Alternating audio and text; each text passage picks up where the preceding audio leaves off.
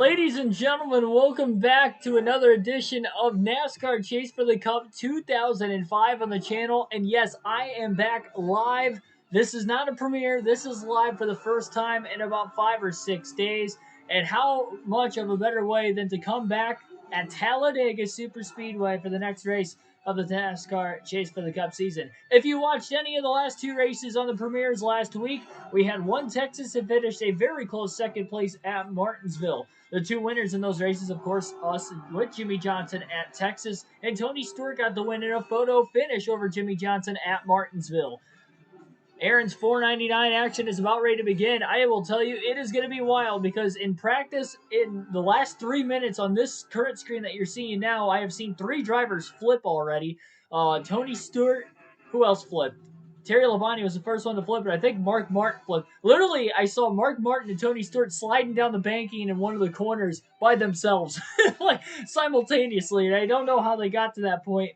It is going to be a crazy race here today. Like, share, and subscribe for more daily NASCAR content. Here we go. Elliot is crazy. Cards One Boy, Ashton G, and everyone else, welcome on into this race. We've got Jimmy Johnson starting from the pole in his chase for his first career NASCAR Nextel Cup Series title. Green flag is in the air. We're underway at Dega. The Aaron's 499. Already three wide for about second place as Johnson gets the jump into turns 1 and 2 as they get up to speed here at Talladega. Now onto the backstretch. Johnson going to pull up to block. Ryan Newman had a great start running a very different paint scheme, an alternative paint scheme. Jumps to the high side now with Dale Jr. behind him. Johnson back down to the bottom where Tony Stewart is there. Remember, Tony is a rival to Jimmy Johnson.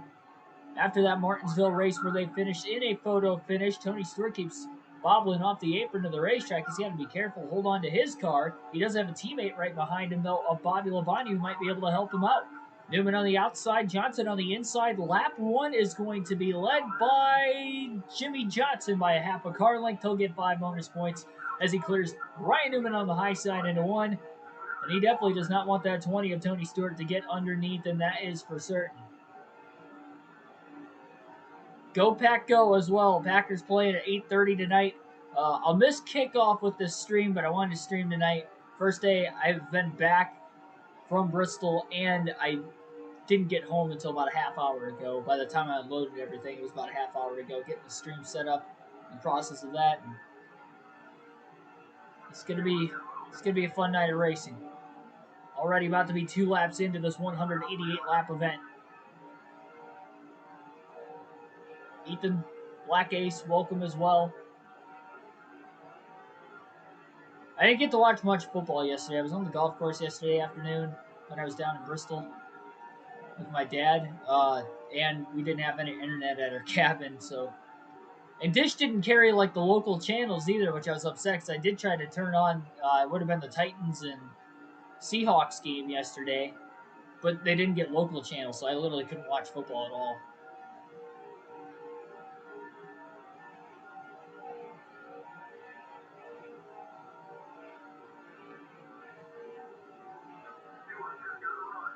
But I will definitely be turning that Packers game on as soon as I get done today. And when 8:30 comes around, I'll probably be glancing over at my phone from time to time, too. Have it playing there.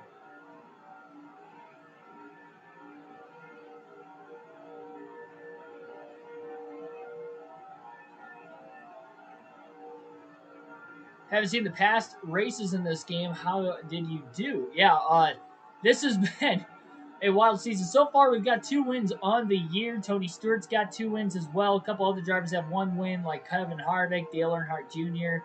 I think Jeff Gordon has a win. And I know Elliot Sadler won the Daytona 500. So far, we're currently sitting 6th in the point standings, exiting the Martinsville race. Of course, the top 10 make it to the chase at the end of the regular season, which is 24 races long on this game. This is the actual 2004 schedule, excluding both Pocono races, which is why it's only a 24-race regular season and a 34-race season total. But Jimmy Johnson trying to go out there with the guy he finished in a photo finish, second place at Martinsville, beating and banging between the two in the final 100 or more laps of that race.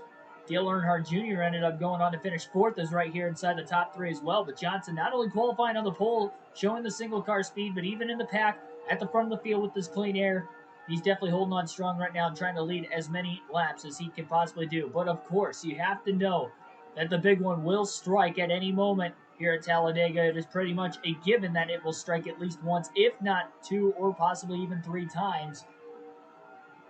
I think the safest spot to be is at the front of the field, where you kind of control your own destiny, as long as obviously the leader isn't the one throwing a very risky block. But Tony Stewart in second place, though, right now. Johnson definitely does not want to give up this lead right now. Tony Stewart gets alongside Johnson. He may try to wreck him, and at these speeds, it can be very, very costly. Johnson has not DNF'd in the first 8 races of the season coming into tonight's race. We'll just have to see how this is going to go.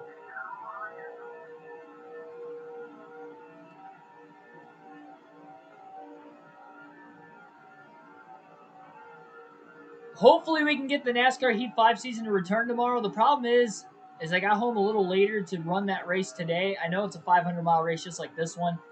If we don't have a lot of cautions in this race, this will run a lot quicker than the Texas race, just because of the speeds around Talladega are a lot quicker than Texas. So a 500-mile race here versus Texas will be quicker. Again, depending on the cautions and how they play out. Of course, it is Dega. We could see a lot of cautions. We never know. In the last race at Martinsville, we had 10 cautions, which is the most cautions we've had in a single race so far this season in this Nextel Cup Series season. Kevin Harvick is in 4th place, right behind Dale Jr. on the high side. Johnson and Stewart down low on the bottom. Jimmy has led the first 6 laps, trying to make it 7 at the start-finish line. Jr. trying to get a run to the outside of Stewart, as Stewart kind of bobbles onto the apron. He is really down low, no out of bounds on this game. So you will see guys pass on the apron if at all possible. Stewart trying to do it there, but it costed him some time as he backs up, trying to get a run from Dale Jr. Maybe a little bit of a push, harder to actually bump draft with the Gen 4 cars. Not going to see a whole lot of that. Usually if you see a bump draft, it goes typically wrong, especially with Talladega being a much bumpier surface in 2004 versus what it is today. Stewart trying to get a run to the high side. He'll get blocked off there as well. As Harvick now to the inside of Dale Jr. for 3rd and may get to the inside of Stewart for 2nd by the time they head into turn 3. Dodgers and Harvick fan, welcome to the stream.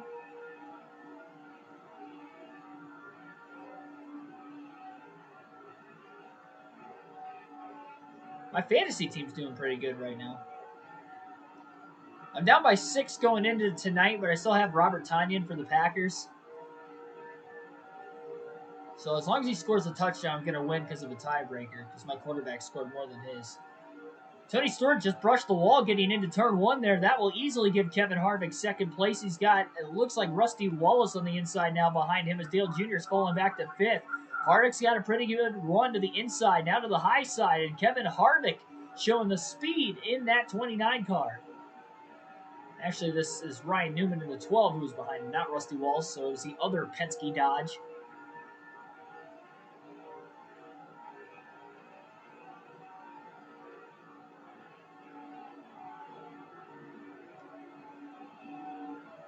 Stewart found his way back to the bottom underneath Harvick, but he can't get around the 12 of Ryan Newman now, as Newman goes all the way down to the inside, trying to find a way around Johnson, who has now led the first 9 laps here at Talladega. Newman gave him a run for his money on that opening lap, though, on the high side. Johnson only led the first lap by half a car length, but it has been at least a full car out in front of the field every lap since. Fantasy team is losing. Got Devontae Adams. Need 9 to 10 points. I'd say that's very well. I like your chances more than mine, honestly. Tonyan only scored me 2 points last weekend. All I need is a touchdown. Like, 1 catch, 1 touchdown. That's all I need. That's all I ask. If he doesn't get a touchdown, then I'm going to need him to get, like, 6 catches for, like, 60 yards. And it might be a little bit more difficult because he's more of a red zone guy. Well, here comes Tony Stewart to the outside of Jimmy Johnson. Johnson leads the lap of the line, but Stewart might have been able to side draft the 48 car off that right rear corner panel a little bit. Nope, not enough. And now they're 3 wide for 2nd place as Newman files in line between Dale Jr. and Kevin Harvick on the inside. Now gets shuffled back out of line in the bumps in the middle of turns 1 and 2. Harvick underneath him. Newman just decides to drop in line now behind Stewart. That was very close because Tony Stewart, again, is a rival of Jimmy Johnson. He gets alongside Johnson. Stewart's going to take a swing, and he was very, very close to getting a full car alongside Johnson that time. Had him on his right rear corner panel, but couldn't do much more than that. All 43 cars rumbling now into the tri-oval, still in one giant pack. Junior Nation's got to be nearly on their feet. With Dale Jr. running second at Talladega. We know how he was in the early to mid-2000s on these super speedways with DEI as a whole, really, not just Dale Jr. Michael Waltrip had 5 career wins in that stretch, all on super speedways as well.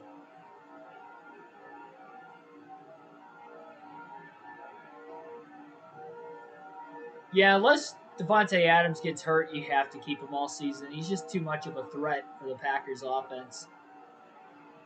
Like, he is the only guy on that offense outside of Rodgers and Aaron Jones, the running back, who would actually, consistently score more often than not. Like, those are the 3 guys, if you have them, you have to keep them throughout the season. They will go off. Still very early in the year.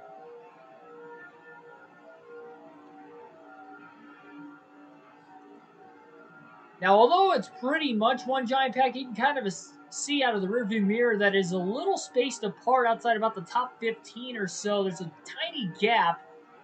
Maybe some drivers trying to lay back a little bit. A lot of drivers, I guess, maybe laying back a little bit for the start of this race.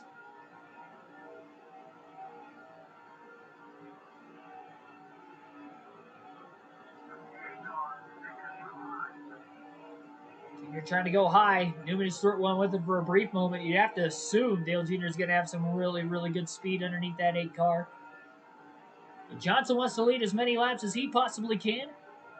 Maybe get himself some bonus points.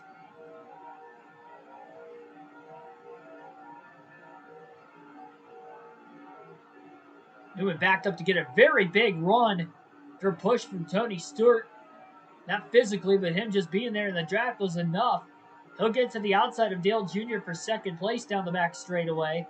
But Stewart kind of ended up going with the 8 car instead, stalling him back just a hair. We have not raced at Talladega in the Cup Series on this game. So, with that being said, I have no clue exactly what the fuel window looks like. I'd have to assume it's going to be between 34 to 42 laps. But until we get to that point, I'm not going to know 100% for this first and opening run, and obviously that would mean for the entire race as well, as far as how many stops we're going to have to make. Did I get any merch at Bristol? Yes, I did, and I want to show it off throughout the course of the stream. Not the sweatshirt, because it's dirty and it's in my hamper right now, but not like filthy dirty just because I wore it. It needs washed. But I did buy a sweatshirt, Ryan Blaney. Last Ryan Blaney t-shirt / sweatshirt / long sleeve shirt / whatever that I'm getting outside of like diecast, because I've got like 12 of them now. 13, but one of them doesn't fit me, so I kind of tossed it. And it was just older. So it was worn. So I tossed that one, but the other 12 I have now, that's good. I don't need any more.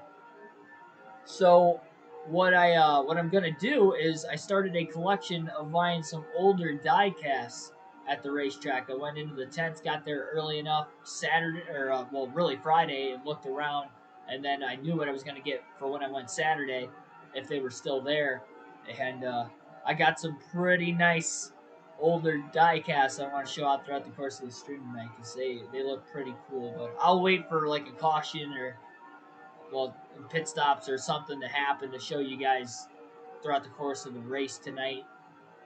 I want to try not to break the action as much as I can, so I can get this thing over with at a decent time. And obviously, with this being a 500-mile race, usually I start the long races at about 6 o'clock instead of 7. But I just got home from Bristol, so had to accommodate tonight.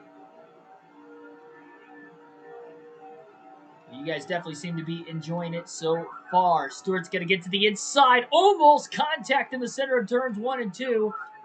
Oh, and he pulled up too soon, and around goes Johnson. Tony Stewart threw a block that he was not clear. They stacked up behind as well. Looked like Kenseth went for a spin. Stewart obviously slid into the wall. Looked like Johnson got the worst end of that. I think Dale Jr. actually kept it off of it. He might have made a little contact with the right rear, but for the most part, it was Johnson getting the brunt of it. It looked like Matt Kenseth stacked up further back, so Jimmy Johnson going to hit pit road, as will everybody else. So Stewart, a little early on the block, was not clear, and that causes a wreck off of turn 2. Our first caution of the day, just about 15, 16 or so laps into the race. Johnson led them all before the yellow. We mentioned that Stewart was a rival. It actually didn't show a rival indicator on there, so he might be neutral now. I think him getting the win at Martinsville ended his frustration, but happened so quick, and it wasn't the big one. I'm surprised more cars didn't get stacked up in it. Dale Jr. did a great job checking up. It looks like Dale Jr. will win the race off of pit road as well. Johnson comes out in third, which is actually where he went going into the pits. Had some damage to repair, and hopefully that didn't knock too much speed out of the race car. Stewart's arrival again, it looks like. Even though, obviously, Jimmy Johnson. And Johnson gets Stewart back. He turns him down to the inside of the racetrack of the restart. So a little payback. Right as they were getting up to speed, Johnson showing his displeasure on Tony Stewart. Into the grass goes Stewart.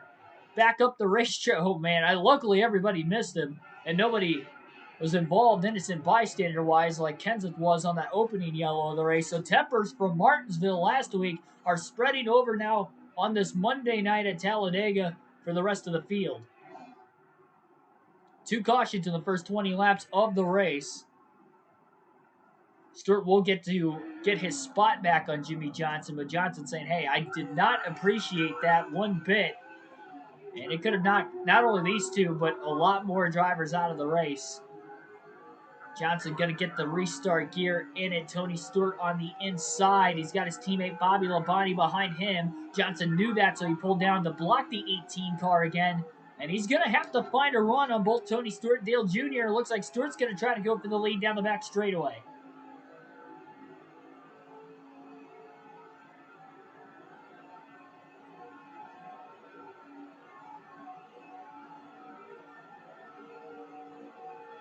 Jeff Burton in the mix in the 99 car as well. He's bouncing off the apron. He's going to get to the inside of Jimmy Johnson rather now.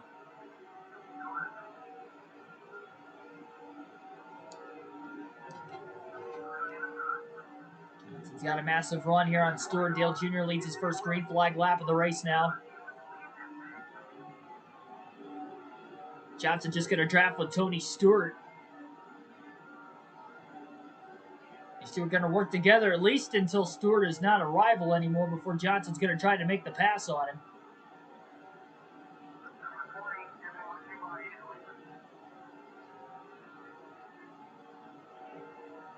I'm not a true Logano fan, though.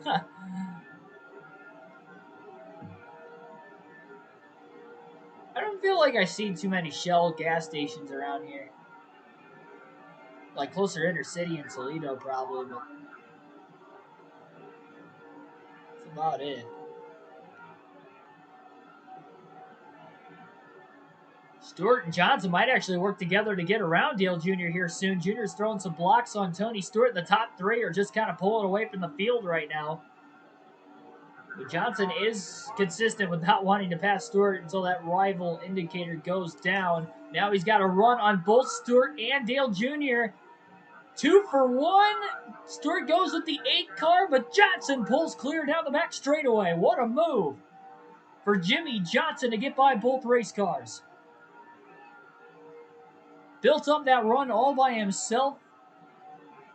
Jr. trying to get it back.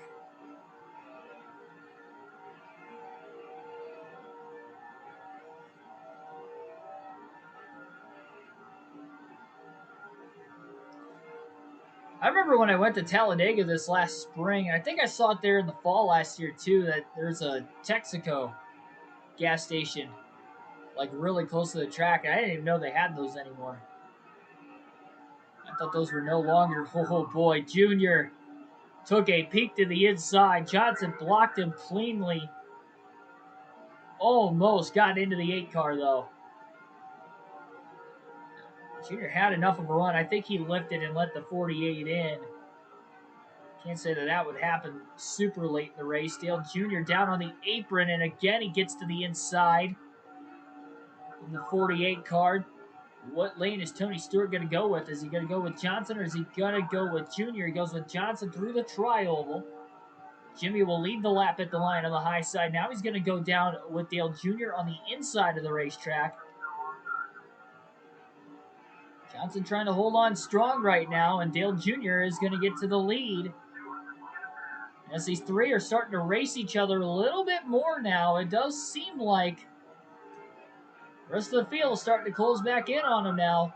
Johnson got a run on Dale Jr. again down the back straightaway, and Jimmy Johnson gets to the lead again into turn 3. Tony went down to the bottom with Jimmy Johnson down the back straightaway, so no chance for Jr. to hold on to the lead there. Jr. trying to test again on the high side. Stewart underneath the 8 car. DB Forever 85 and Dark Crypto, welcome to the stream.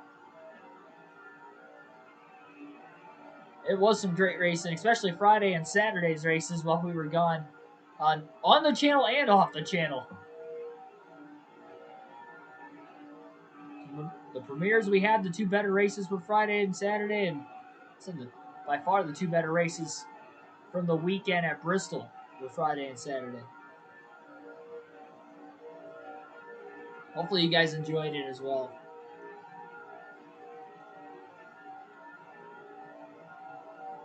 Gets to that point in the stream. If you haven't already, like, share, and subscribe for more daily NASCAR content. Stewart trying to get to the inside of Jimmy Johnson. Johnson gonna let him go.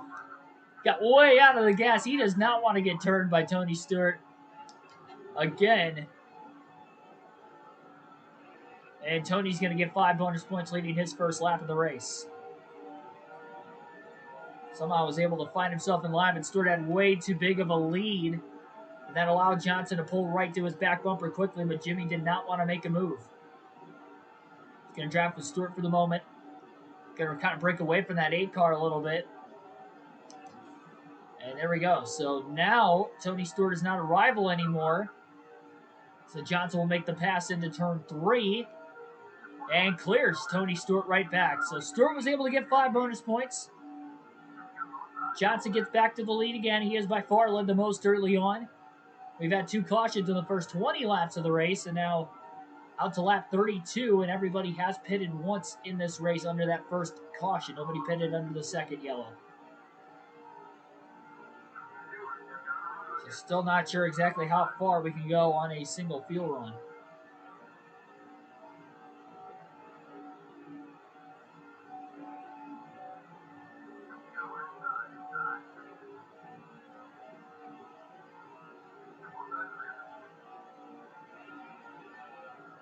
Tony might have a run on the high side. I guess he didn't quite get alongside the 48. Missed opportunity. Junior will hop in line now behind Johnson.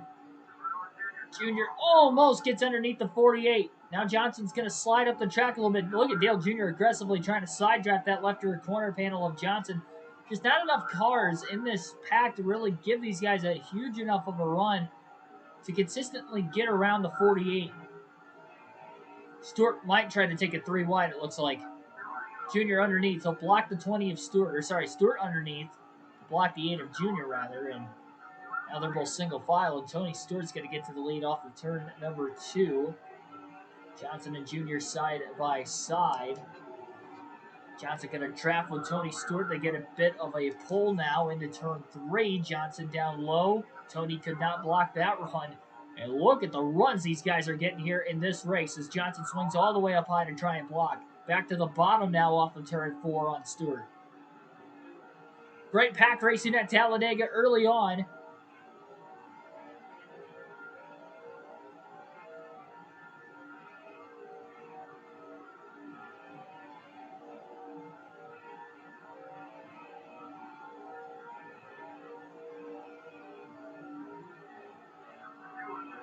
We have not had the big one despite the 2 early cautions. And look at Tony Stewart pulling clear again. Junior wants a shot at the inside. Casey Kane's in the mix. Stewart gets tagged. He's in the wall. He tried to block Johnson early again. That slowed the momentum of the 48 down just enough to get by Tony Stewart, but now it's Dale Jr. to the lead in 3 and 4. Jeff Gordon going for second on his teammate. Second time, Tony Stewart tried to block, and he was not clear. That time it didn't cause a wreck. Johnson leads the lap at the line underneath the yellow line, no penalty. And he's trying to clear the 8 of Junior. He couldn't quite do it yet. Looks like he's got his teammate Jeff Gordon behind him. The Hendrick duo trying to work together, but the DEI car on the high side is not letting that work out for him. Johnson tries to side draft Junior. Now will pull away from him down the back straightaway. Does he have enough momentum carried into 3 to make the pass? Yes, he does. Oh, and my goodness, Dale Jr., what a block on Gordon. Gordon crosses to the high side now. Jr. going to block him up there as well. There's a ton of aggressive blocks going on early on. Part of why we have seen 2 cautions. Jr. had a massive run in the tri-oval, and he'll lead that lap at the line.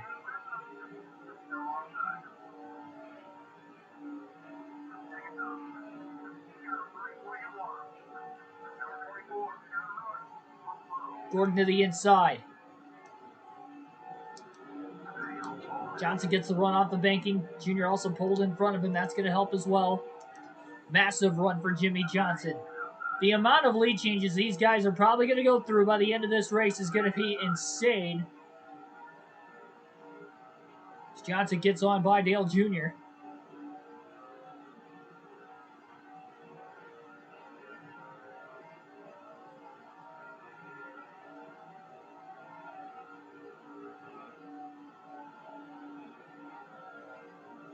See if Casey Kane and Tony Stewart can get back up here, as well as Ryan Newman, who did not lead a lap early on, but really contended for it after qualifying in the top 3 as well. Oh boy, that was an aggressive side draft by Dale Jr. He didn't charge all the way to the bottom like I thought he was going to. He was right on that left rear corner panel of Jimmy Johnson getting into turn 3.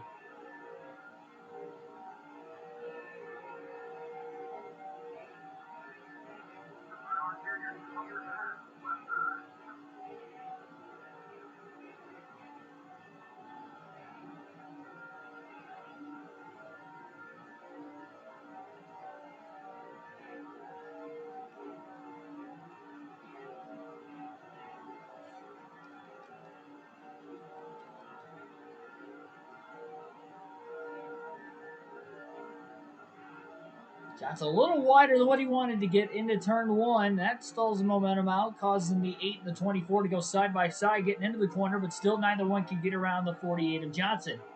Gordon trying to lead his first lap of the race.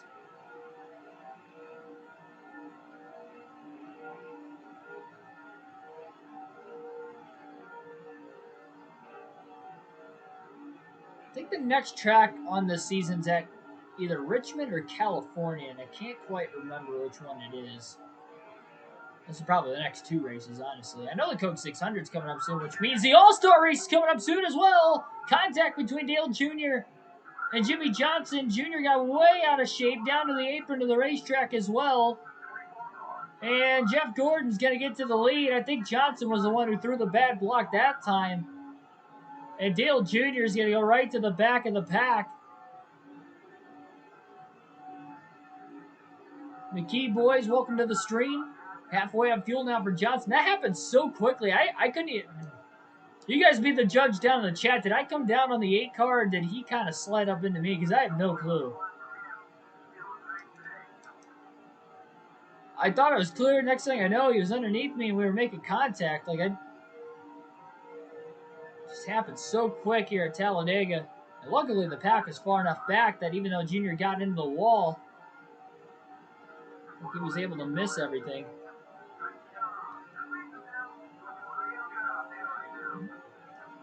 Johnson back out in front on Jeff Gordon, who did not lead that lap.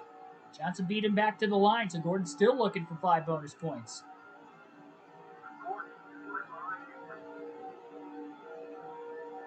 I mean, I don't have a particular... Some people have, like, a particular gas station they go to. I don't really care as long as it's cheap.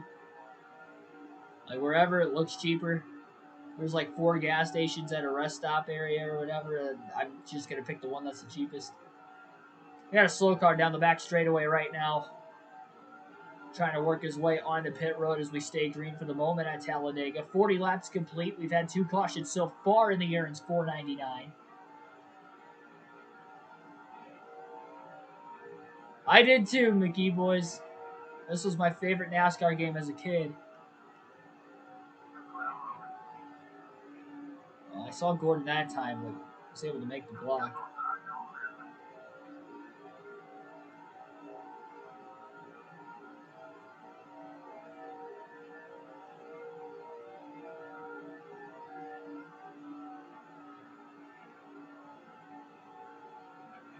Yeah, this pack is definitely starting to catch up to the Hendrick duo, who is out in front right now. And boy, oh boy, this has been just a wild, wild race. Looks like there's another slow car on the apron of the racetrack. Oh boy, Gordon almost got into Johnson that time. That would have been Gordon's fault. I think he was just aggressively trying to side draft the 48 so he can lead that first lap of the race at the line because he's not been able to get those 5 bonus points yet. Now Johnson going to let the 24 go. So the rest of the pack starts to close in. He'll help his teammate get 1 lap led in here, and then he'll try to swing back by him again. So Johnson lets Gordon by. He'll let him lead 1 lap just to get 5 bonus points as the Hendrick duo work together. They want to try to get as many cars in the chase as possible of the 4 of them. Bobby Labonte up to 3rd. Tony Stewart right behind him. So you got some Joe Gibbs Racing Chevys behind some Hendrick Motorsports Chevys.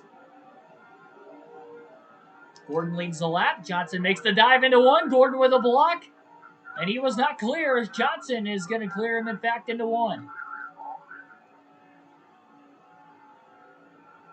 That was a very, very delayed block for Jeff Gordon. Boy, we have seen a ton of delayed blocks so far in this race.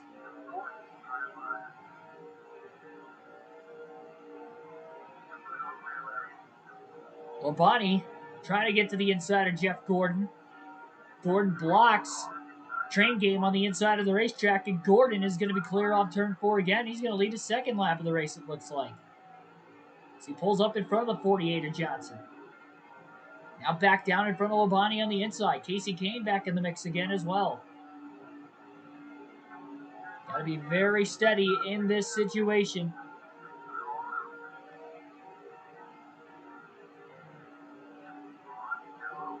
Looks like somebody's coming off of pit road trying to get up to speed on the bottom of the racetrack, so these guys are going to have to be careful.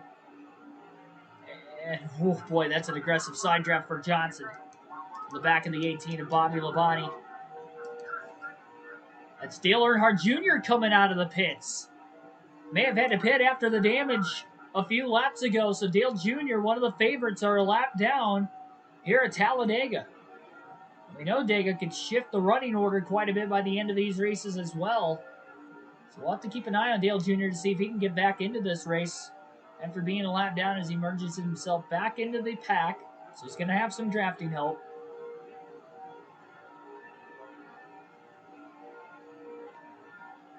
Used to think this is concrete surface. Yeah, it's just because of how white, worn out it is. Oh boy.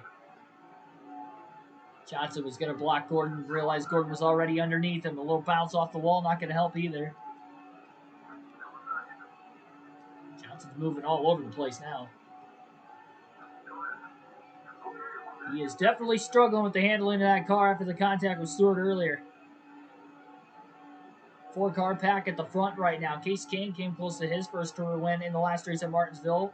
Coming up very close in 3rd. And actually, we have 5 cars in this lead pack, not 4.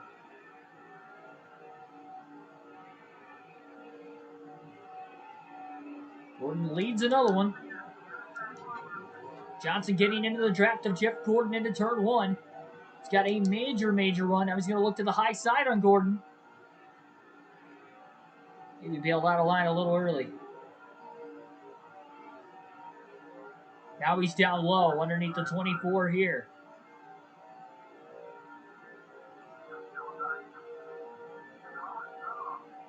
Clear into 3. Gordon with a crossover. Back and forth they go. Gordon clear off turn 4.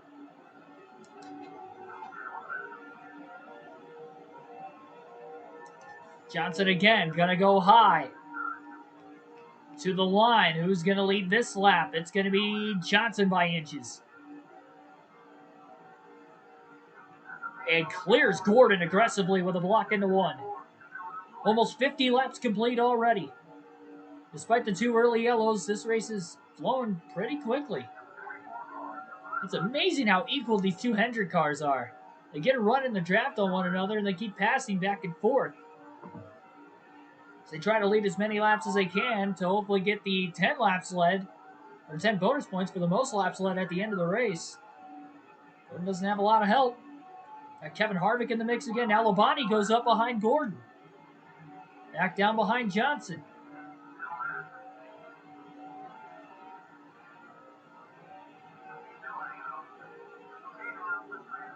Clear the 24. Not a lot of drivers going with the 24 car yet. Labonte clear. Bobby Labonte in the 18 trying to get his first win of the season. Quarter tank of fuel remains for all these drivers who had pitted during that first caution of the race back on, I believe it was lap 15 or 16 when the caution waved. Nobody pitted under the second yellow. Dale Jr. is going to need everybody to make their way off of pit road for him to get back on the lead lap on his alternating strategy. We had to go off strategy. Labonte going to block Harvick, who merges up in front of Gordon. Kane to the inside of the 24 car for 4th. Johnson just continuously blocking Bobby Labonte, who is now trying to lead his first lap of the day.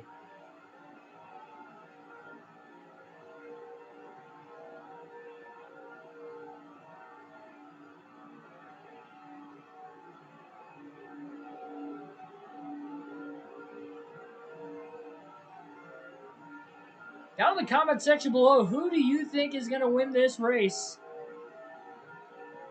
And the Aaron's $4.99 at Talladega tonight.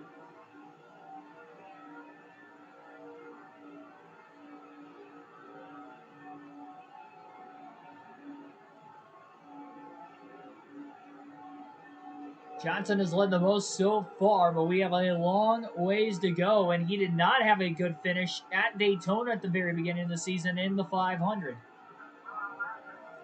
But he did win the dual race at Daytona prior to the 500. Also qualified on the pole for the Daytona 500 as well, even before winning that dual race.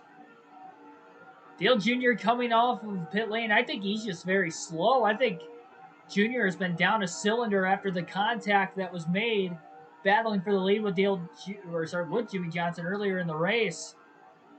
And that is definitely problematic for Dale Jr. So it's not alternating strategy. Jr. is just very, very slow.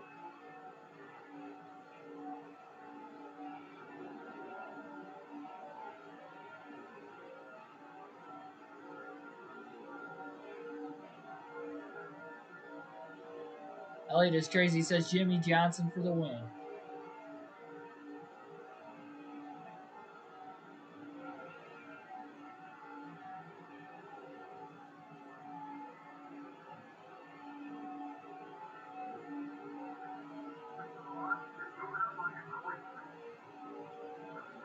Bobby Labonte going to try the high side. Hasn't really done that yet.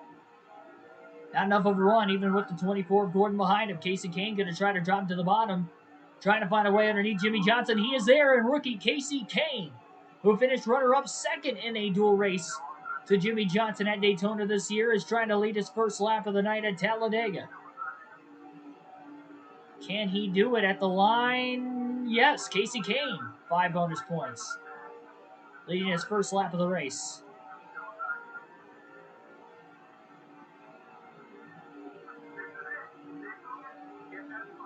Johnson cleared to the inside, barely in front of Elliot Sadler. Sadler won the Daytona 500 earlier this season.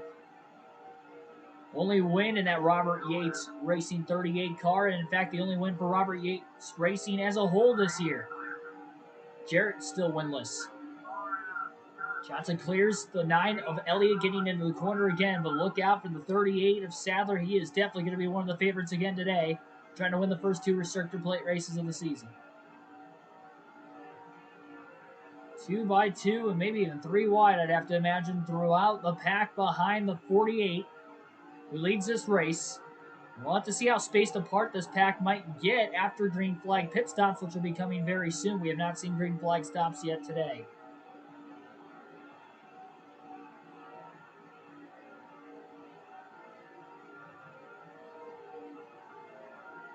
Caution is out. Well, never mind. We're not going to see green flag stops. Our third caution of the race.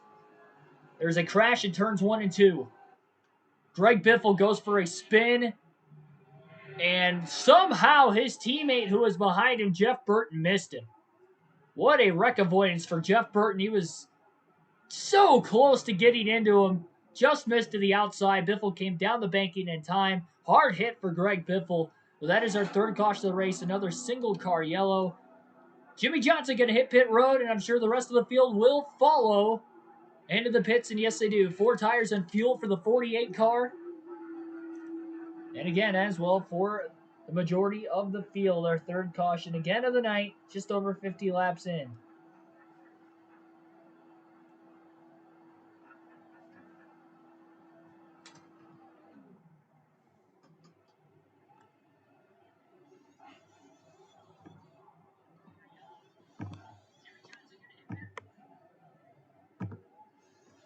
Crazy how fast you're going in this game.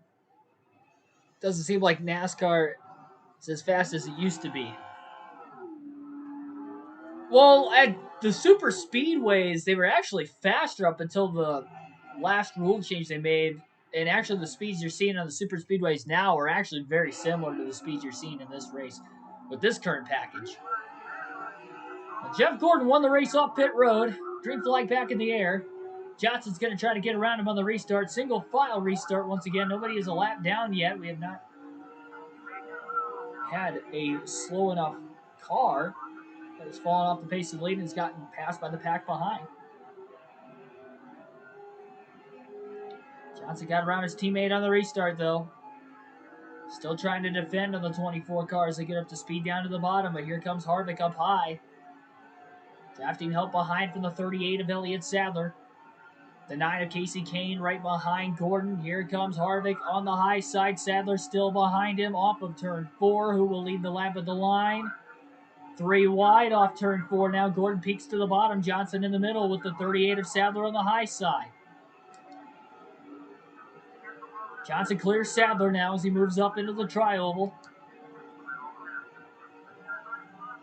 Johnson to the bottom underneath Harvick into 1 again and in front of his teammate, Jeff Gordon. Johnson going to be clear in the center of 1 and 2.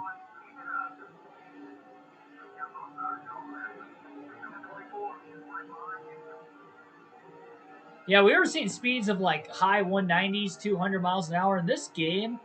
And really back in the early 2000s, they tried to put the speeds down to about 190 to 195. Which is what you would see mid-draft. Oh, Harvick in the wall off turn 4. He couldn't hold the high side that time.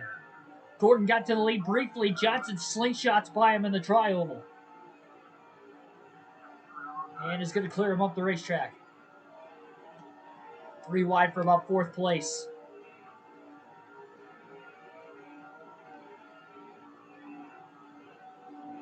So 3 cautions. 2 single car spins. And a stack up that only really involved 3 or 4 cars. Kenseth, who was involved in that first spin as well, got stacked up as now to a race high 4th position. Oh, Gordon clipped the apron. He still might carry enough of a run to get by Johnson. Oh boy, tried to block a little too soon, thought better of it. Johnson going to side draft him because of it. Pulls the 24 car back. Kenseth going to go with Johnson. Gordon trying to side draft the 48 back up the racetrack. Johnson leads the lap at the line, lap 60. And into turn 1, Johnson can't quite clear the 24. These two are going at it for the lead. Gordon clear off turn 2. Oh, Johnson almost got hooked on the 17 to Kenseth. That was definitely a close call there. Johnson back to the inside of Gordon. Gordon trying to protect and block. Johnson down to the apron. Got a little sideways, had to lift. Now he's going to go back up to try and block the 17 and the 29 again, and does. 3 wide now underneath him. Here comes the 38 of Sadler. How did Johnson hold on to second? Gordon is all by himself in front of the pack, and they will close on him quickly. And 4/10 of a second ahead of everybody else. And Johnson leading the pack is going to have the biggest run on the 24 car.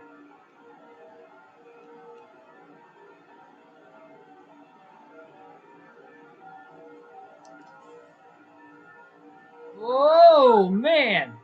All the way down to the double yellow line and almost into the grass goes Johnson to try and steer clear to the 24 car. He just kept coming down the racetrack until he couldn't come down anymore because the 48 was already under him. Trying to battle each other back and forth. These guys are getting aggressive. They don't care if they're teammates. They're racing clean with each other, but they're being about as aggressive as they can without making contact. Johnson will lead this lap of the line by half a car length on the 24. Boy, into turn number 1, Johnson's clear.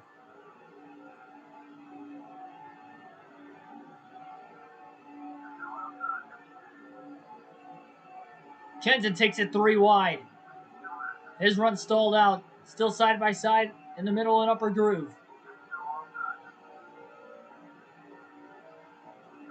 Hit that like button down below if you haven't already. We've got 9 people watching, 3 likes. So hit that like button. We have a race on our hands here in this one.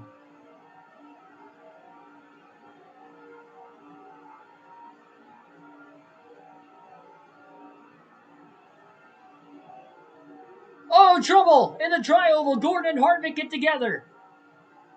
Harvick down to the apron of the racetrack. So is Jeff Gordon as they have to drop out of line and try to merge their way back into traffic. And that's going to give Johnson about a 1.9 second lead off of turn 2, and he's all by himself. I'm not sure how they made contact, but I just kind of saw the aftermath and the smoke around the back of the 29 car who was sideways getting into turn 1.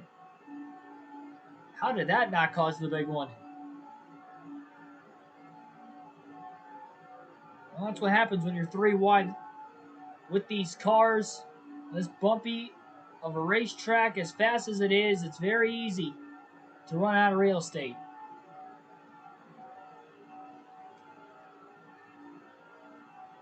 So as far as diecasts go, I don't usually buy any online, so I wouldn't know. I'm sure whatever you can find at Lionel Racing is probably just the best you can get. Because you don't want to try to find super cheap ones, because that's usually because there's something wrong with them. You know, like maybe like the hood, like you open it and it wants to, you know, not close properly or something, and it just, you know, like something may be off with it, I feel like. That's just me speculating, I guess. But, yeah, I mean, Lionel Racing or NASCAR's website is the best sources to buy these diecasts. I can't tell you what's cheap or what's not because I don't buy them online. The only time I really get diecasts is when I go to the track. And if you can go to a racetrack NASCAR race, there's tent vendors out there. And I was surprised this weekend because I went inside the tent vendors, but I never like looked at prices so much. I literally got 3 diecasts for $55, and they're 3, I think, really good ones, nostalgic ones for, you know, my childhood, but just in general, I was shocked at how cheap they were. The lady I was talking to was like, well, they're cheaper because, you know, they didn't cost as much to make them compared to what it costs to make them now. And I was just thinking because they were, you know, vintage, that they were going to be, you know, even more, if not at least the same price as today's. And, you know, today's diecast like $50 to $60.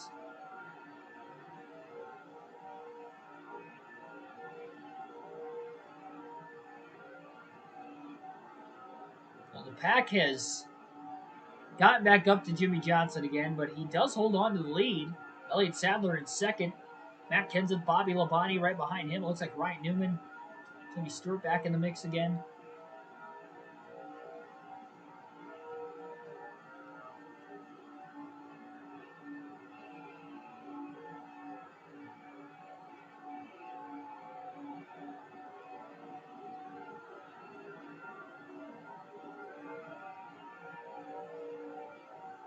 Sadler looking low. Nowhere to go there. Lap 67 in this race.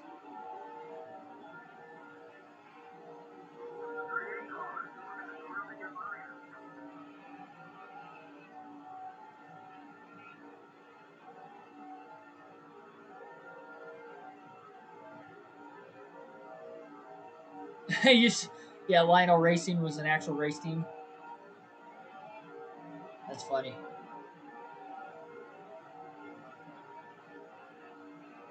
They should get their own team together.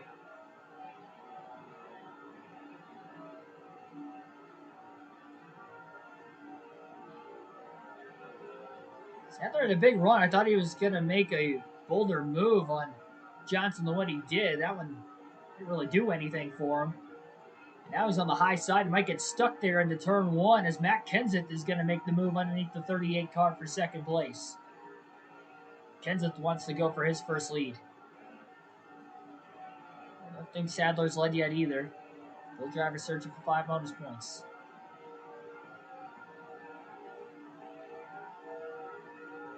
Earnhardt Jr., welcome to the stream.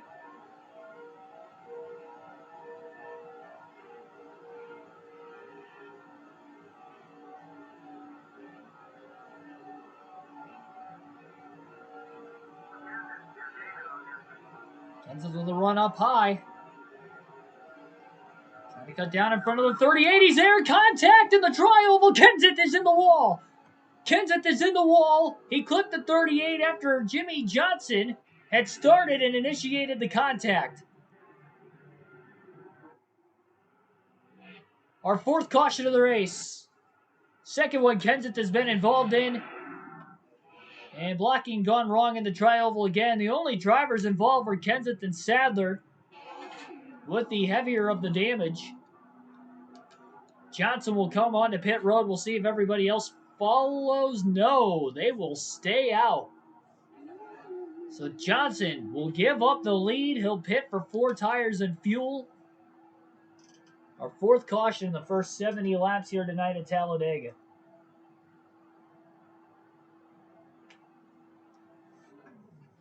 That was the first accident Johnson caused in this one. Well, I guess I caused one on spinning Stewart for retaliation, but that was just justice from the last race carried over into this one, and then I said that was enough. But clean stop for the 48 crew. Unfortunately, though, it is a costly stop because everybody else stayed out. Definitely going to have to be careful here with this restart. Green flag back in the air. Remember the 24, 29, the 8. They're all back here, so there is some fast cars at the back.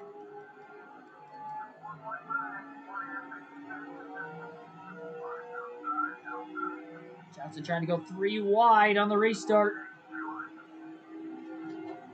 Remember, Johnson did not have a good finish in the Daytona 500 earlier this season, and he did not get a good launch that he wanted. He's going to try to stay in front of Junior so he has some sort of drafting help to at least get up to speed.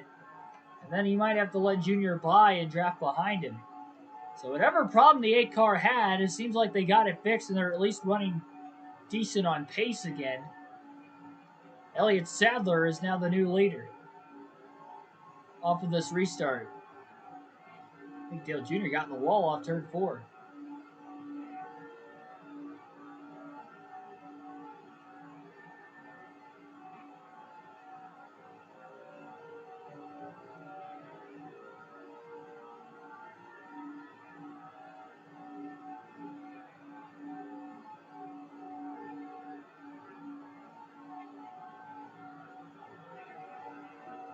only good thing with Johnson being back here, he's got a bumper car behind him. All 43 cars are on this racetrack right now. That is insane. Johnson will make a pass on the 0 of Ward Burton getting into turns 1 and 2 for 41st. There they are, 3 by 3 at the back of the pack. Oh, I think there was some contact off turn 4 that stacked these guys up a little bit. Saw some smoke flying again. That allows Johnson to catch the back of the pack. He's finally in the draft again. Oh boy, taking a move into turn 1. He's got his teammate Jeff Gordon right in front of him, and we'll see if the 24 and the 48 can work together to get to the front of the field.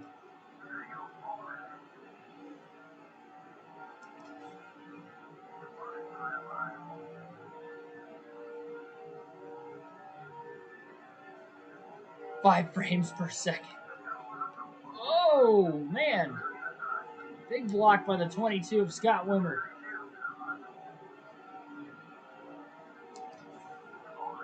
Craven blocked Gordon up the track as well.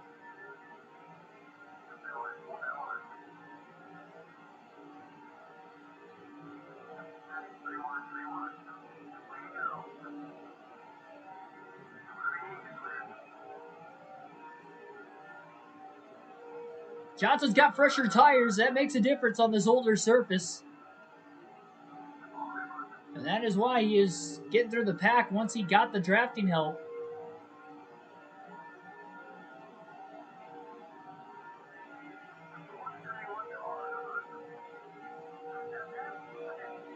Oh, man, the 105.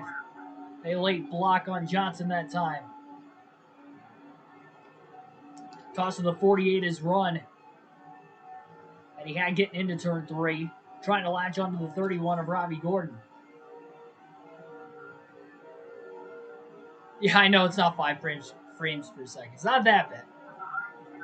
And who cares about the graphics when you have great racing quality like the older NASCAR EA games brought?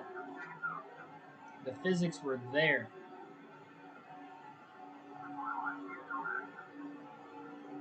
You didn't have to pay for paint schemes on DLCs. You had to earn them by unlocking them in the game, getting skill points. In every race you ran, but that was always fun to me.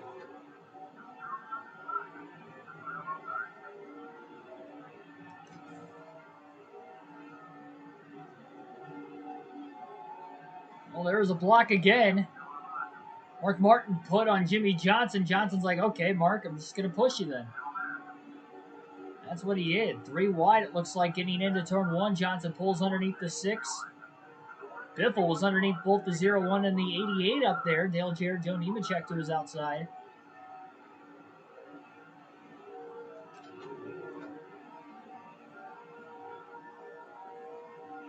Yeah, back when yeah, more than just NASCAR.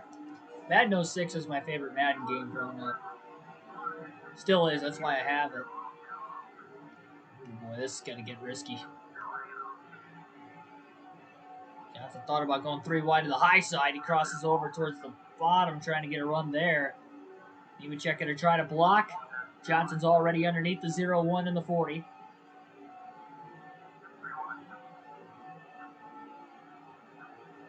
Johnson clear. Got the 88, the 43 to his outside Jeff Green, Dale Jarrett. Johnson going to draft off of the back of Greg Biffle, and look at this. 48's up to 16. These fresher tires. Definitely allowing him to go to work. Biffle with a block.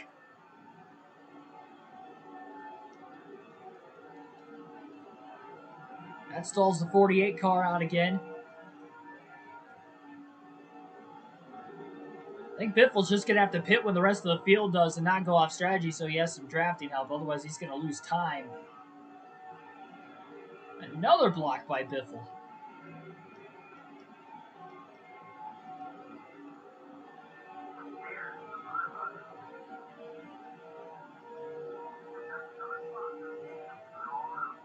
Johnson just hauls right around him.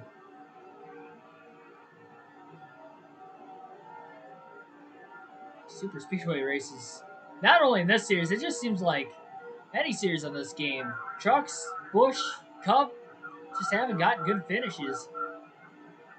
I think my best finish was the Summer Daytona race in the Busch Series. That was only 100 laps. I finished 7th. I don't think we finished better than that in a Super Speedway race on this game. Oh, we got car in the wall off turn 4. Stacking up a little bit of the field behind Jamie McMurray and Jimmy Johnson. Looked like Brian Vickers was able to evade to the inside. Sadler has led every lap after the restart. Time to do what he did at Daytona and win the race. Johnson just close enough off turn 2 to try and draft behind Jeff Burton. With a speed in the share draft. Maybe the highest speed of the race at 197 miles an hour. Johnson goes all the way down to the inside. Oh my goodness, that was not wise. Maybe a little too low. Contact with the 99 car of Jeff Burton. Now Burton bounces off the wall. Off of turn 4. That didn't help. My goodness. Joseph Then, welcome to the stream. Play the full season for the new NASCAR game. I plan on it. Oh yeah. Right when it releases, we're jumping right in.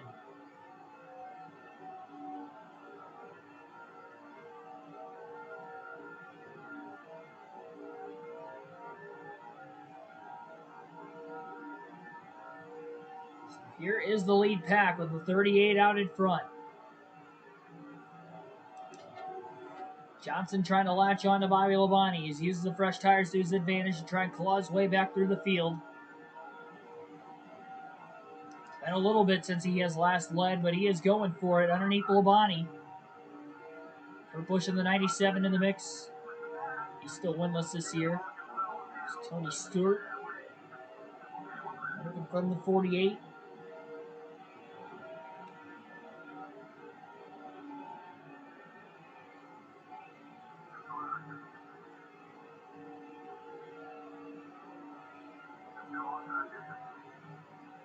Johnson underneath Stewart.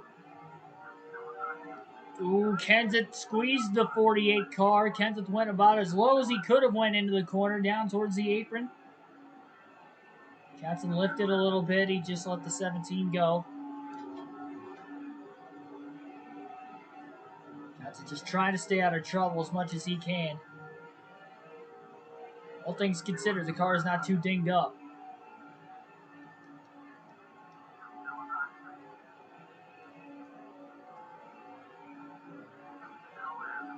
Stewart really tried to squeeze him through the tri-oval there. Johnson used all the pavement he could to go as low as he could. Staying away from Stewart. Joshua Rumsey, welcome to the stream. Yeah, thanks for tuning in, by the way, Elliot, this crazy fan. Hopefully enjoy the game and go Pack Go.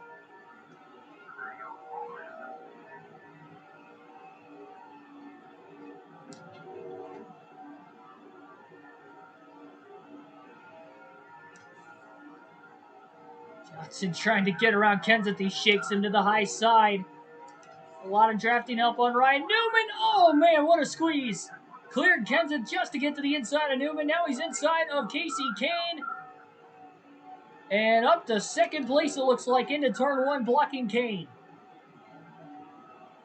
Two Dodges on the high side. You got a Ford, a Chevy, and a Ford on the bottom. Johnson trying to get a run on Sadler. Looking high. Sadler couldn't quite clear him, and Jimmy Johnson will get to the lead. Lap 84 once again at Talladega. Well, 4 fresh Goodyears. With these Gen 4 cars and at an older Talladega surface makes a difference versus not really making much of a difference, say, nowadays. Grip means everything. Part of why we have seen 4 cautions already in the race. Patrick Chatterley, welcome to the stream.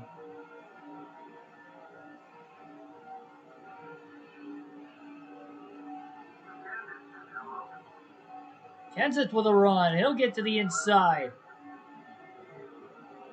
Casey Kane underneath the 48. Johnson can't keep the car straight down the straightaway. Bounces into the wall. That stalled his run out again.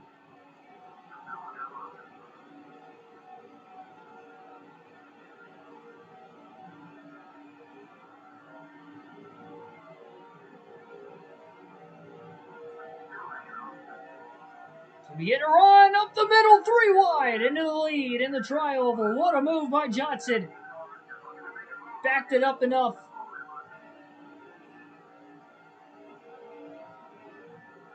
He couldn't have gotten shot out of a cannon any more than what he did there.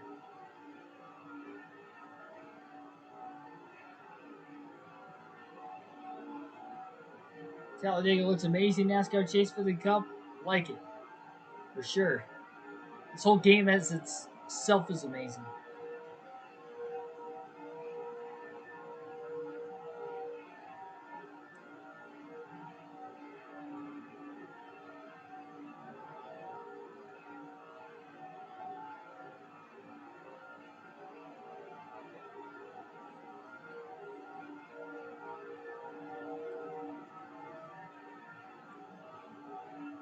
Well, we haven't alternated through the different camera angles yet today, so we'll do that now for about the next 8 laps.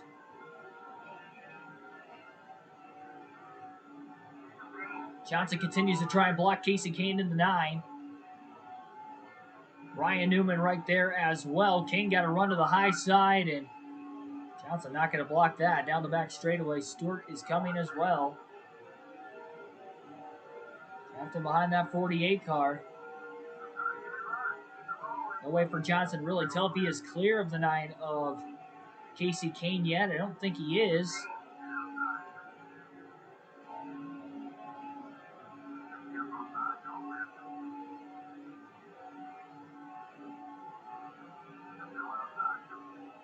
According to the spotter, Casey Kane is still there.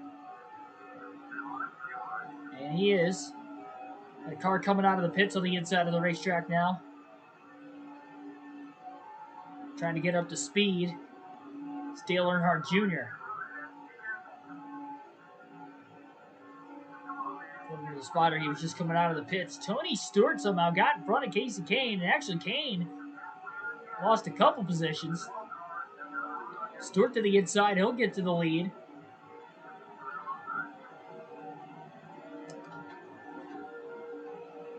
Johnson trying to draft behind him. Gets a run off 4. Crosses him over to the inside into the tri-oval. Oh, Johnson not clear. Not clear of Tony Stewart that time. The 2 made contact. That stalled the run out for the 48. Oh, Kurt Busch not clear either. Johnson bounces into the wall. Kurt Busch got into the wall. He's still sideways. Tony Stewart holds on to the lead. Kurt Busch probably thought he was clear off turn 2. He was not. He moved up way too soon. And just stacked the whole field up.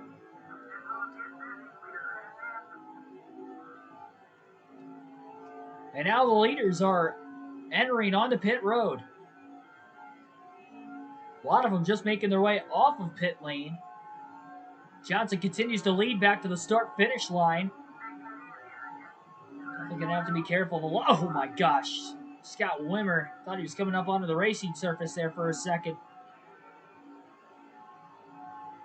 This is where we had seen 3 flips in practice, or at least I saw 3 flips in practice. And Perez, welcome to the stream.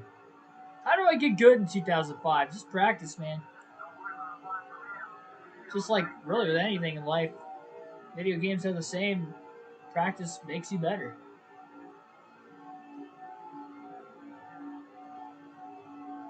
There's very few things you can translate from, say, today's NASCAR games, like NASCAR Heat 5, NASCAR Heat 4, the more recent games. In this game, they just don't feel the same. They don't race the same.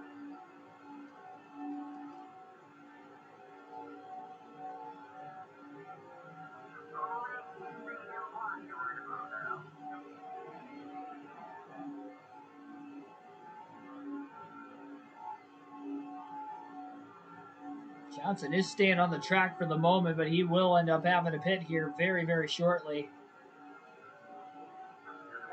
to stay on the same strategy as a lot of these other drivers.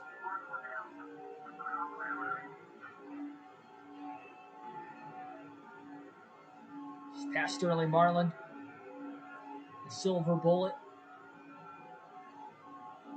Johnson just kind of staying out a little bit longer, not only because he can, but you never know, we might get a caution. Marlin on a little bit fresher tires, going to dive bomb to the inside. Oh, man, somebody just hit the back of that lap car. Coming out of the pits, but we do stay green somehow. There wasn't a major pileup after that.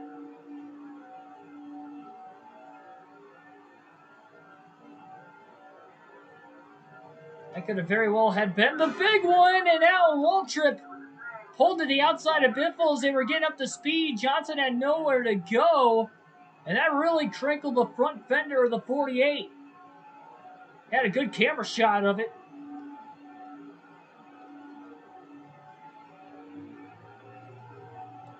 That is some pretty significant damage on this 48 low Chevrolet. Another car coming out of the pits up here.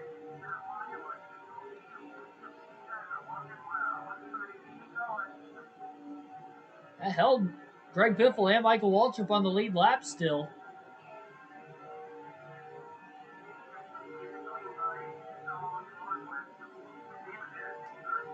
Boy, right up the middle goes Johnson between Jeff Burton, Terry Labonte, Greg Biffle, who was on the high side, up to speed as well. Caution, trouble! And this is going to trap a lot of cars a lap down. I don't know where they were crashing, but they were crashing somewhere. Oh my gosh. Oh my goodness, terrible crash coming off of pit road. Can't tell who. Oh man, 3 cars involved. Kurt Busch, Tony Stewart piled in late. Busch just drilled the back of the 25 of Brian Vickers, and Stewart piled into the side of the 97 of Kurt Busch. Our 5th caution of the race. Johnson will now pit. And again, this is going to trap a lot of drivers a lap down in this race. And a lot of other drivers will just come on and top off. Why not? NASCAR LOL, welcome to the stream. So our 5th yellow of the race at about the halfway mark. Brian Vickers shown the leader.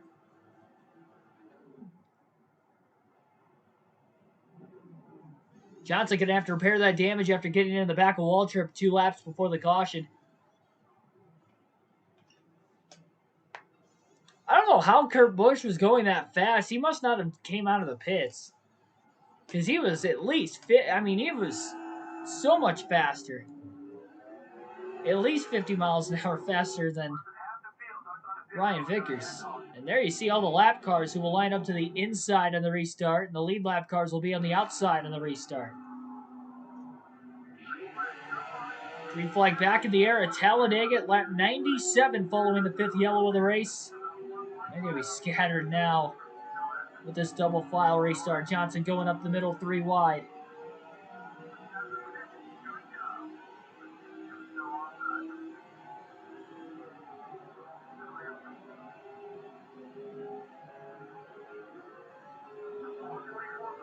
This is going to get very, very interesting.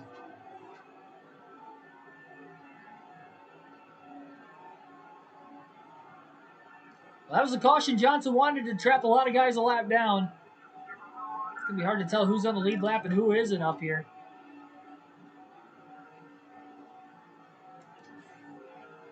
Three wide and nearly 4 wide into the tri-oval on the restart. Johnson's carrying huge speed. Now they're 4 wide. It was a matter of time before we saw 4 wide today at Talladega. Oh, and we have contact getting into turn 1 on the high side of the racetrack. It was out of the rear view of Johnson. All's going to try and go down a side draft of 48. Man, the slow Chevrolet is hooked up here tonight at Dega. And he's back inside the top 10 again. Into the lead. That you would have to assume he will soon go. Currently, it is the 41. Casey Mears who leads this race.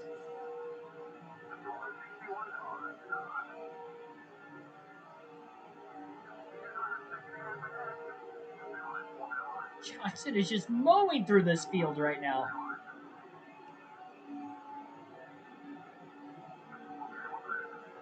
How tight they are. 3 wide again. Nemechek all over Martin. 3 wide. Dale Jr. trying to go to the inside as well.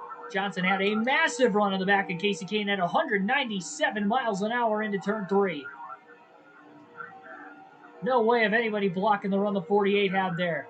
Labonte pulls up in front of his teammate Stewart, slowing the momentum of the 20 car down. Johnson is up to 6th. And he gets to the outside of Bobby Labonte. Side drafts him now into the tri-oval. Labonte trying to side draft him back. Doesn't matter. Johnson clear. Lap 100. 89 to go at Talladega. The Aaron's 499. Johnson gets clipped as his teammate Vickers tried to make a block. Vickers kept it off the wall to the outside. Now he'll block the 18 of Bobby Labonte instead.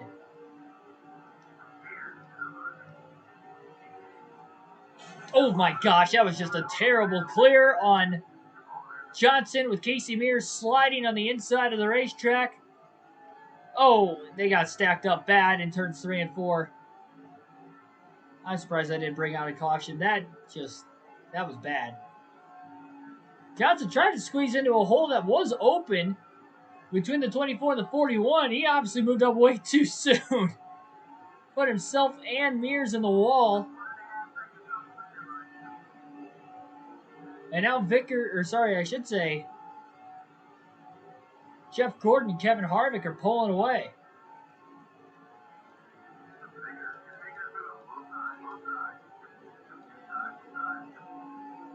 Vickers is there.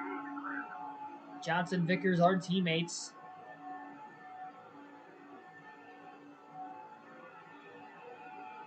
Top 2 definitely getting away for now.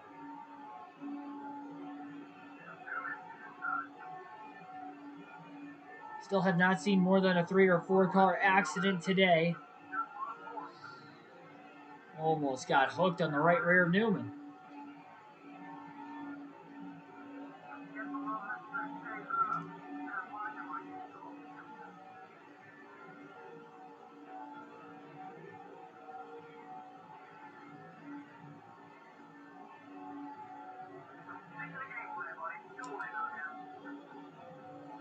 Johnson would like to follow his teammate Vickers if he can help it. There's one driver he wanted to follow, that would be the guy. Ryan Newman, Bobby Labonte in front of these guys as well. This 4-car group tries to stick to the game plan.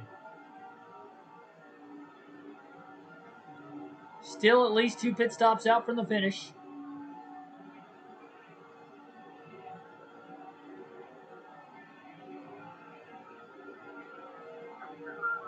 A lot of cars a lap down after green flag pit stops were going. And then we had a caution in the middle of them. Vickers, who was involved in that accident, one of the benefactors of it, because now he's in the top 5.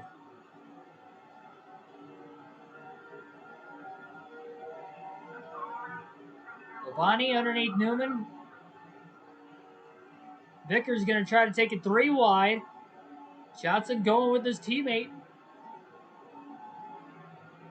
Vickers just trying to get underneath the 18 car. It's underneath the 12.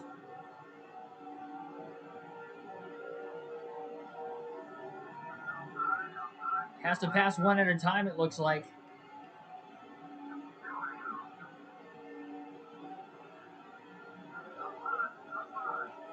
The Hendrick teammates going to work together now to try and catch the top 2. 3 Hendrick Chevys inside the top 4 now. Get up there. Harvick is leading. They might try to all hang Harvick out to dry and get to the lead themselves.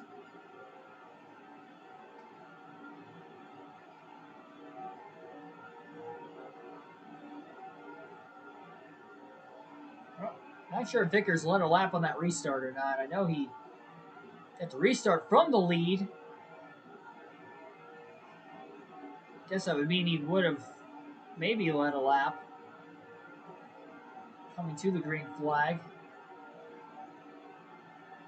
you would think.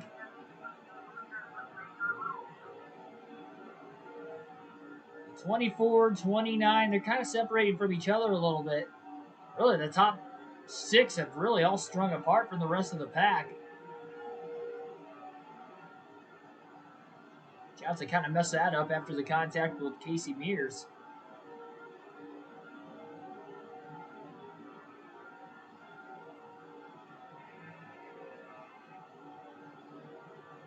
Under a second now back is the 3rd and 4th place cars.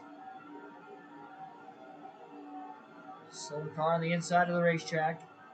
Running in the grass in the tri-oval. That would be the 41 of Casey Mears. Lost a lot of speed after that contact with Johnson a little while ago. Gordon going to block his teammate Vickers, and now the 300 cars, here they go as they work together to get to the 29 of Harvick.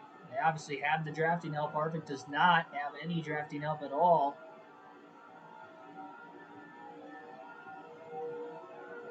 All Chevys in the top 4, but 3 of them Hendrick Motorsports, then you have an RCR car leading the field. Vickers literally bump drafting Gordon into the corner. He saw the sparks flying. Got to be careful doing that here with this current car. Vickers going to pull low, perhaps. Gordon going to go and follow him, and the 3 cars behind Harvick are right there.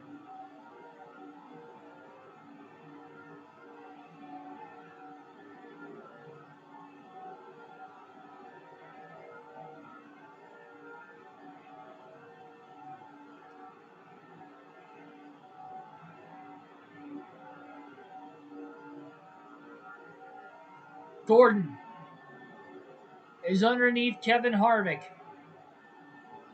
Vickers doesn't really follow the 24 car. He kind of makes a lane of his own, and he'll get underneath Gordon. Nope, Gordon throws the block. Harvick clears everybody into turn 3. Johnson's got to be careful not to lose these guys and not fall too far behind.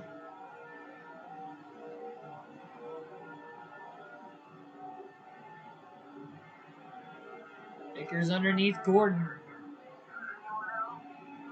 Harvick down to block the 25 car.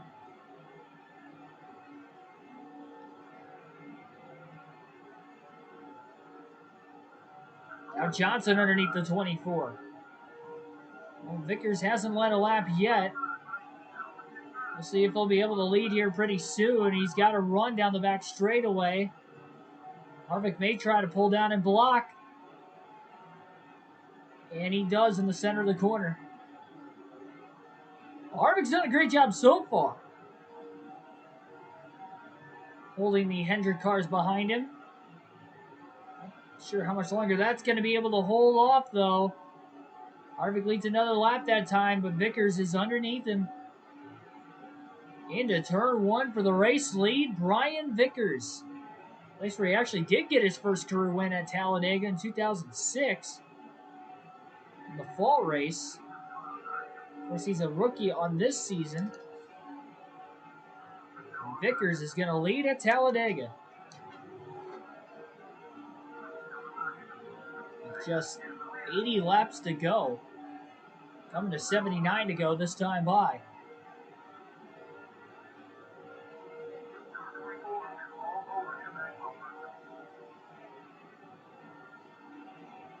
Gordon to 3rd. Hendrick 1, 2, 3 at the front of the field. Johnson pulls out to make a pass on Vickers. Vickers goes all the way down to the yellow line. Johnson going to go below the yellow line. Slides into the corner. Vickers with a, I guess, good block. It was clean. Johnson just kept going lower and lower.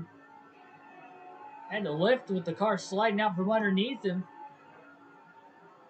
Keep from spinning out into turn 3. It's going to get Vickers quite a ways ahead of the top. Really 2nd through 3rd place cars now. Johnson going to let Gordon go. Gordon to second. Didn't want Harvick to get in there and a little contact. Johnson trying to hold back the 29 car.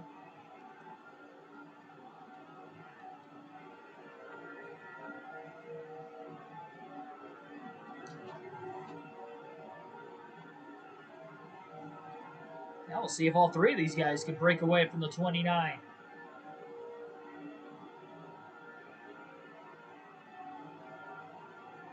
Looks like they're slowly doing it down the back straightaway.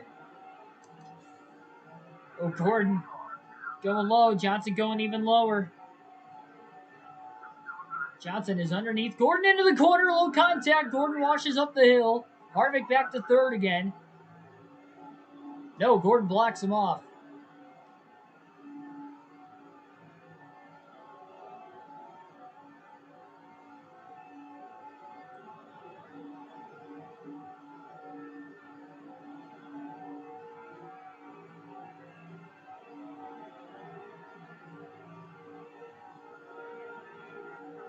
Oh, man.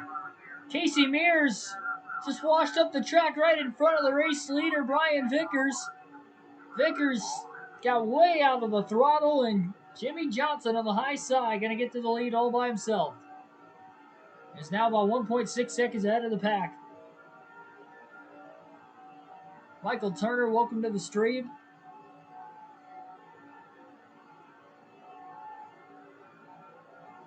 Casey Mears just costing Brian Vickers the lead.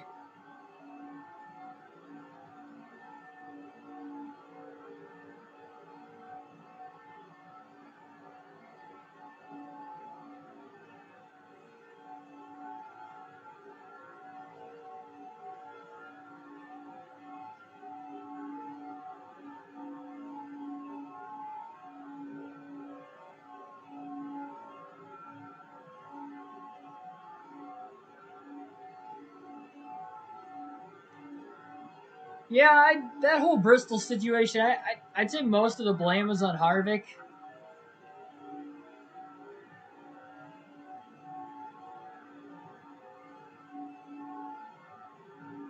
But I'm not going to say all of it was on him. Because Elliot did retaliate. I mean, he got his payback on him. Payback was due. Both drivers were mad at one another. They were mad for the right reasons because they both costed each other the race at the end of the day. Neither one of them won it.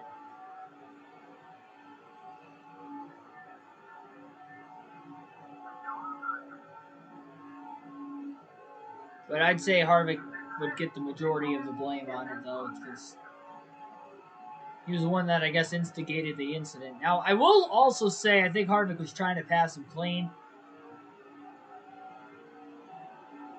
They got pinned 3 wide with the lap car on the inside. Really put Harvick in a tough spot, but instead of getting out of the gas, he just tried to fight through it, and he got into the side of Elliott doing it, and Elliott cut the tire. So, although Harvick was, at fault for initiating the contact, I don't think he went up the track with any intent of even making any contact that early into the going, because, I mean, it could have cut Harvick's tire down if he hit him wrong, too. So, Harvick knows that with these current bodies and not composite bodies in the Cup Series. There's still about 34 laps to go, and the contact was made. Ryan Newman getting to the lead right now. Dodgers and Harvick fan, welcome back to the stream, by the way. No, I don't think Elliott and Harvick will be fine. They haven't done that in a while.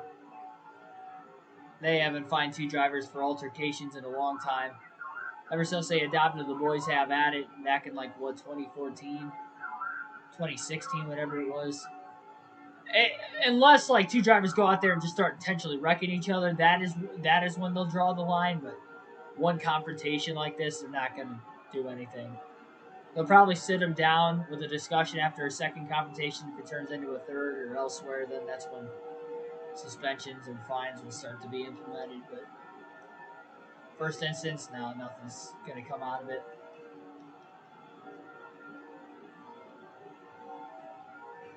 Jeez. Ryan Newman blocking Johnson. Johnson staying in the gas, just bump drafting the 12 car.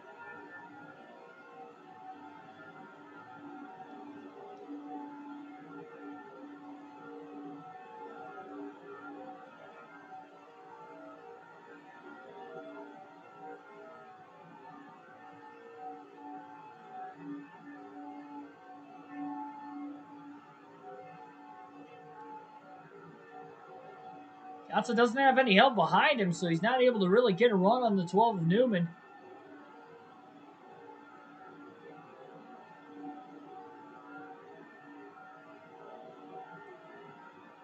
So coming up on Casey Mears pretty soon. Johnson underneath Newman, down to the apron on the back straightaway. Oh, man. Newman clear into turn 3 again.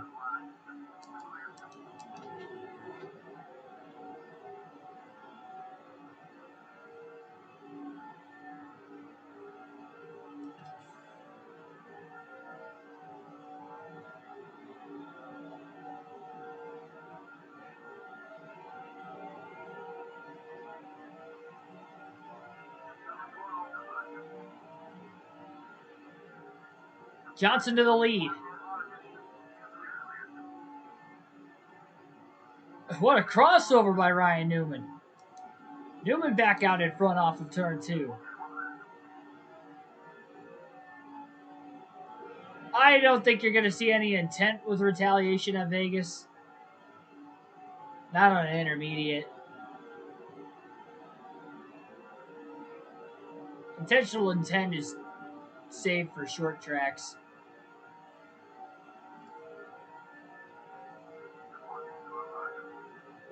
Usually.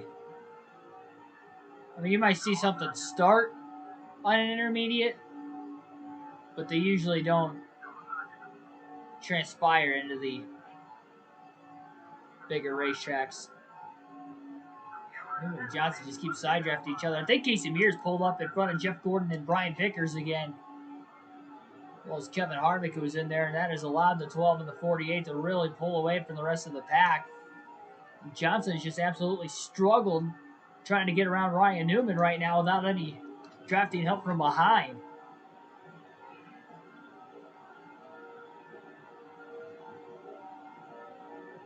Martinsville, if it carries that far and they see each other at the right place at the right time, that's one thing with rivalries. Like, the timing has to be right. They have to see each other, and it's going to have to likely be late in the race when they're not wanting to give an inch on each other, is when rivalries typically transpire. Oh my gosh, Johnson off the wall, then into Newman, and there was contact all over the place there.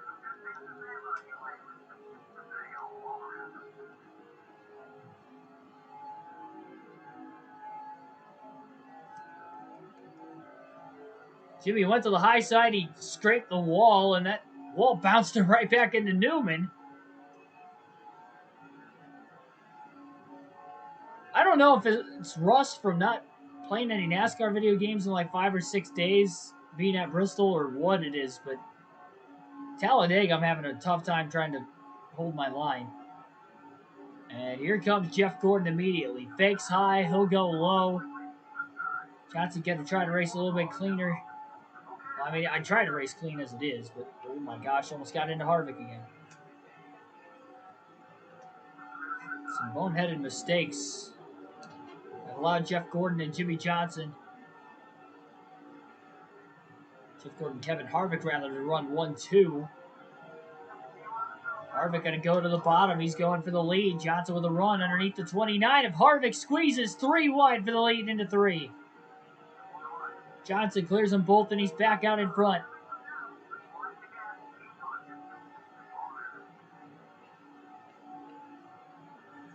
Gordon in the wall off turn 4.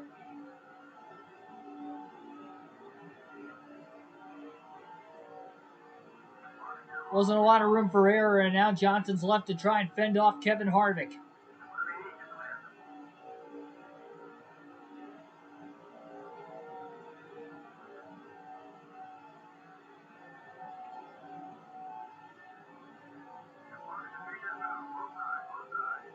Quarter tank of fuel left. And we'll be seeing green flag pit stops. We saw a lot of green flag stops a little bit earlier on in the race. Harvick couldn't get a run by himself on the high side. He's got a 3, nearly 4-car group coming up from behind here on the top 2.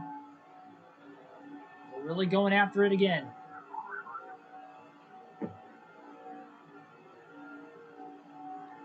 Johnson couldn't get the grip in the tri-oval that time, and he swung high, and Harvick will lead that lap at the line. Johnson almost accidentally turned Harvick, trying to side draft him, and with that contact, it slowed the 48 down. Harvick back to the lead again.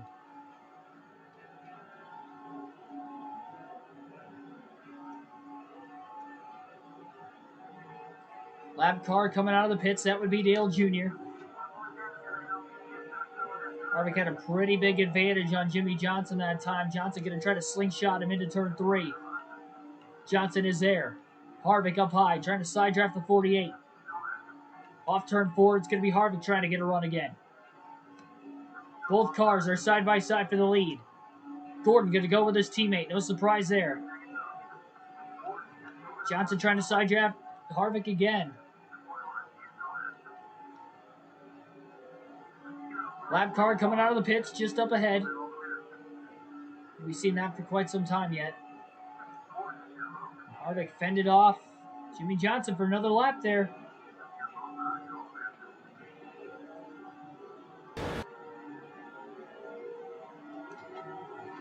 And now Gordon's going to try to go after the lead. Johnson with a big run under the 24 to second. Now he's underneath Harvick. Just can't get around a good wrench Chevrolet. Oh, Harvick's in the wall off 4. So is Jeff Gordon. I think Gordon got in the wall because Harvick got in the wall, and that'll give Jimmy Johnson the lead in the tri-oval. Harvick with a self-inflicted mistake. Lap 126 at the line. Gordon going for second underneath the 29 car to make contact. Gordon, Harvick make contact getting into turn 1. Fighting for the same spot on the racetrack. Allowing Johnson to pull ahead to about a half a second ahead of the pack.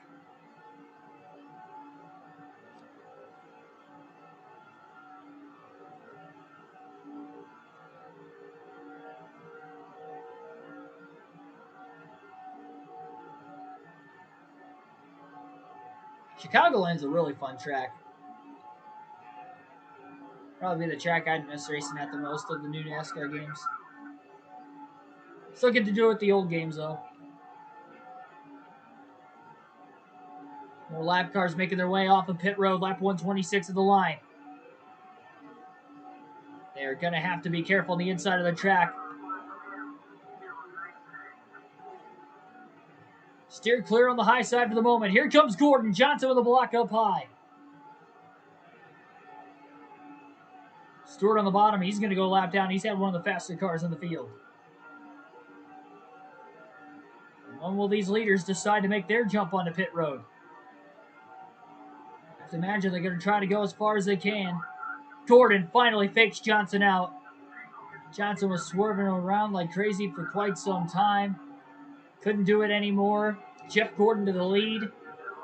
Brian Vickers, Bobby Labonte back in the mix again. Harvick going low. Trying to block the 48. Johnson gets underneath him. Lap car coming out of the pits just up ahead. The 174. Stays down on the apron of the track. Johnson trying to clear Harvick off the exit of the corner. Now Jimmy's going to try to get a draft off the 40 of Sterling Marlin. Trying to get all he can there. Extra speed as he pulls ahead and finally clears the 29 car.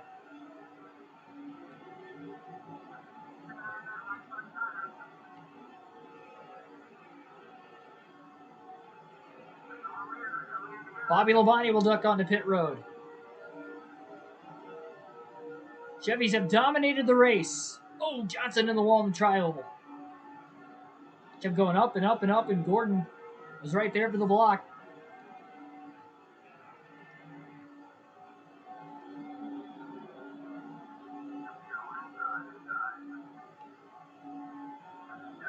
It was a bad move by Johnson. Just lost another spot. It's time to Kevin Harvick. 60 laps to go this time by in the Aaron's 499. Harvick trying to pinch and side draft the 48. Doing what he can.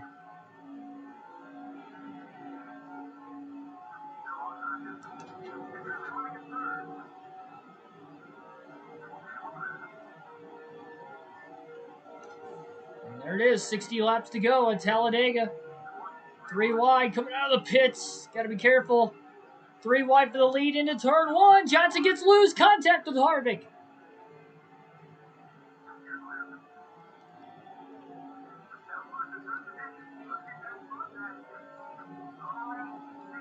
Oh, side by side coming off the pit lane up here.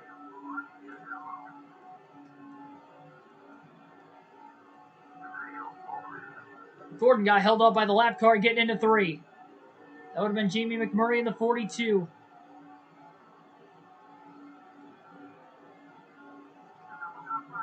Harvick on his way to pit road. Johnson going to wait to pit with his teammate Gordon.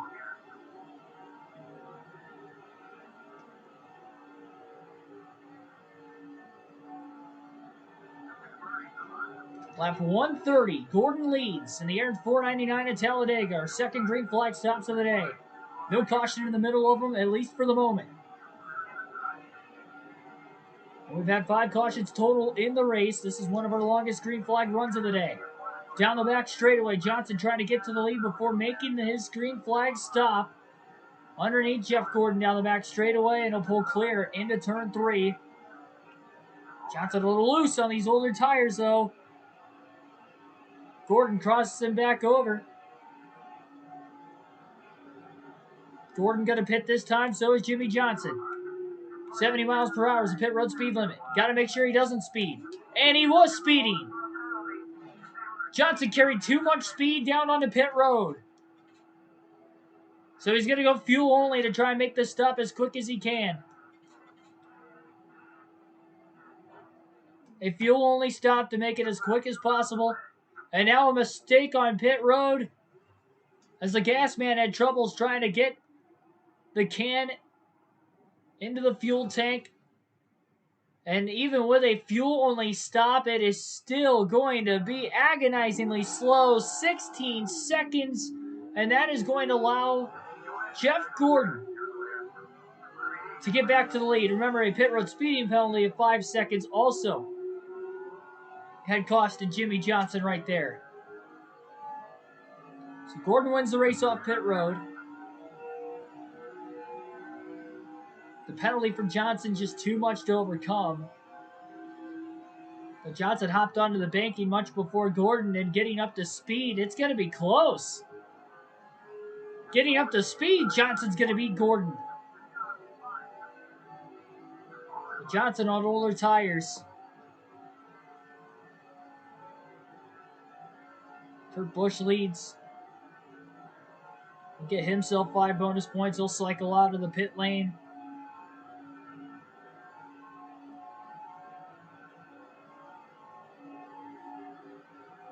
And this is a one-stopper to the end of the race from here. Kurt Busch led that lap. That's 5 bonus points. Johnson back to the lead. Again, on older tires, so we'll see how that's going to work.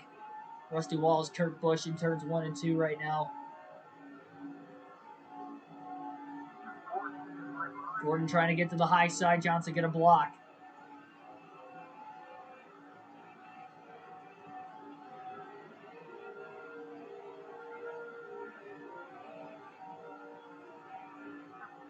Oh, Gordon! Contact! Oh, Labonte hard into the wall in turns 3 and 4. Gordon got up into the fence as well. Contact between the 48 and the 24 there. Looked like we might have had trouble in turns 1 and 2 the last lap as well, but we stay green.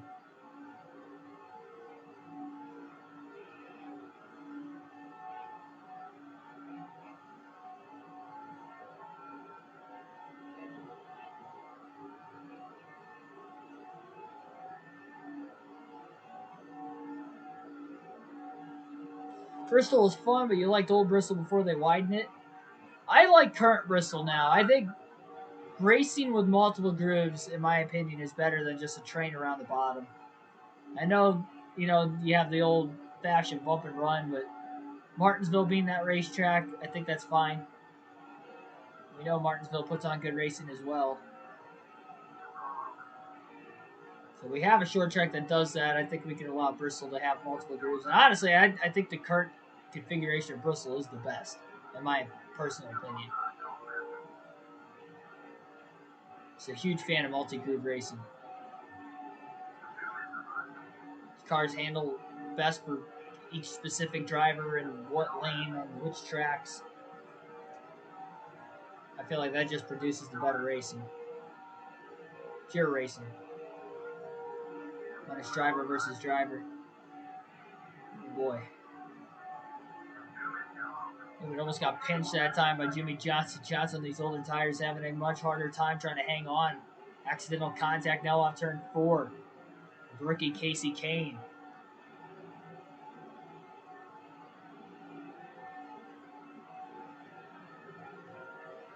Kevin Harvick, Ryan Newman, side by side for the lead. Johnson will bump draft behind the 29 of Harvick.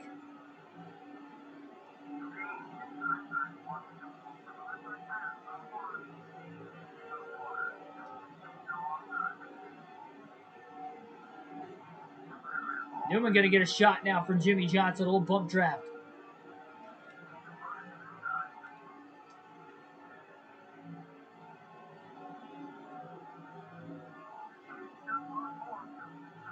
Kane to third.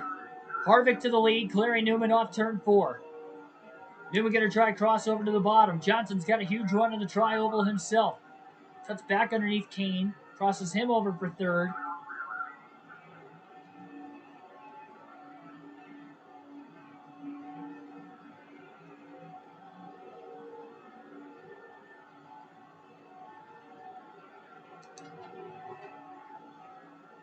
Johnson backing up to maybe get a run on the back of Newman again.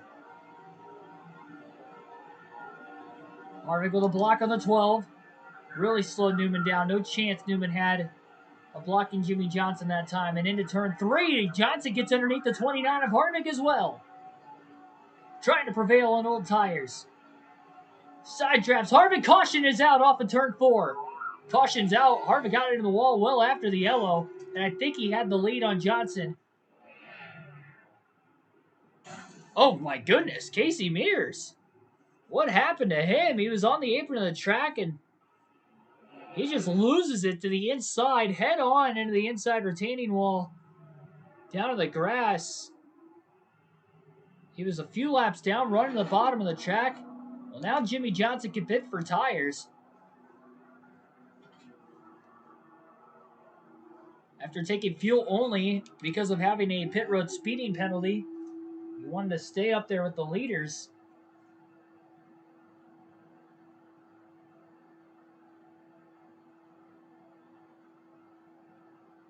Chicagoland had great racing. Kentucky, not so much, but I thought the 2020 race was really good at 2019, excuse me, was really good at Kentucky for the 550 package standards. But I think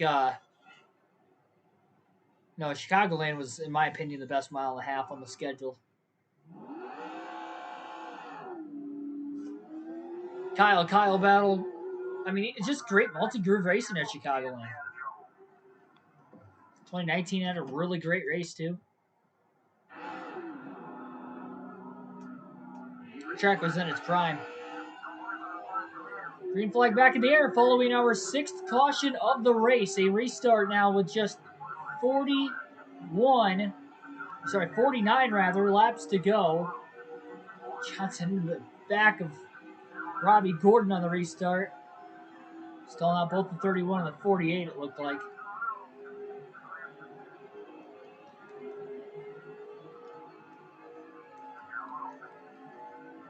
Johnson now in the sucker hole in the middle lane, it looks like. I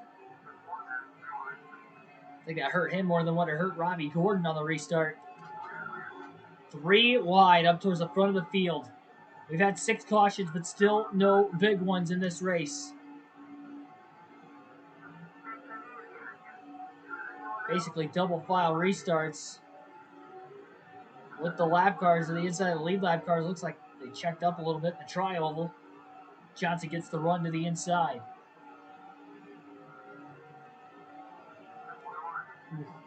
Craven looked to try and block Johnson. Johnson evaded at the last second. Craven keeps the run to hold on in front of him. Ryan Newman leads the field here at Talladega. Place he had never won at in his NASCAR Cup Series career. A couple of scary accidents at this racetrack for him, and really the super speedways in general. Seems to have the worst luck when it comes to this type of racing. Especially earlier in his career with Penske in that 12 car. Notably in that car on the super speedways, winning the Daytona 500. Future date 2008. As far as his current date in this 2004 season on this game, he had a flip in the Daytona 500 in 2003. Elliot Sadler, another driver who's had bad luck, though. He won the Daytona 500 on this season, breaking that bad luck.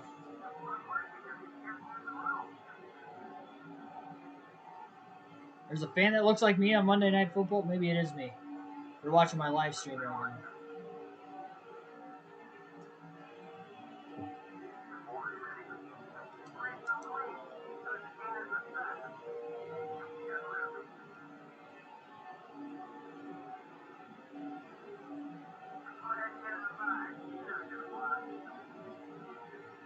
He's not going to block. He just blocked. We'll stack up in the tri-oval again.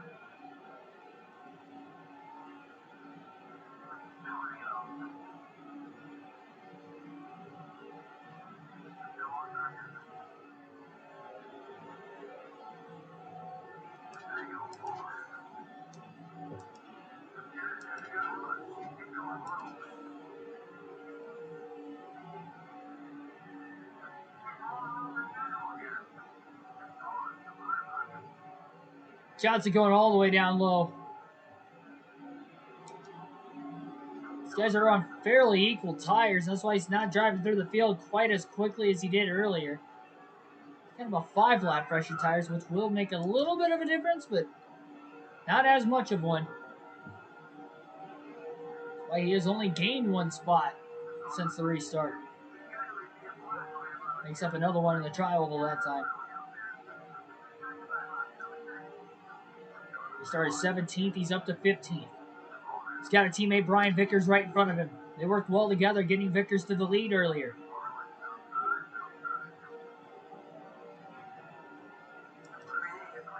Ultra trying to pull low and side draft Johnson. Look at Jimmy Johnson making the moves down the back straightaway. He had a huge run off the exit of turn 2. Nobody pulled in front of him, and Johnson carries himself all the way up back inside the top 10 tonight. And how about Dale Jr. trying his comeback from a lap down early in the race? When he was very, very slow and off the pace, they have gotten that car fixed. Going up the track, trying to squeeze Johnson, who barely keeps it off the wall. Jr. still at least one lap down, though. Johnson clears him on the high side. Oh, Labonte with a block on the 48. The 48 got a little loose.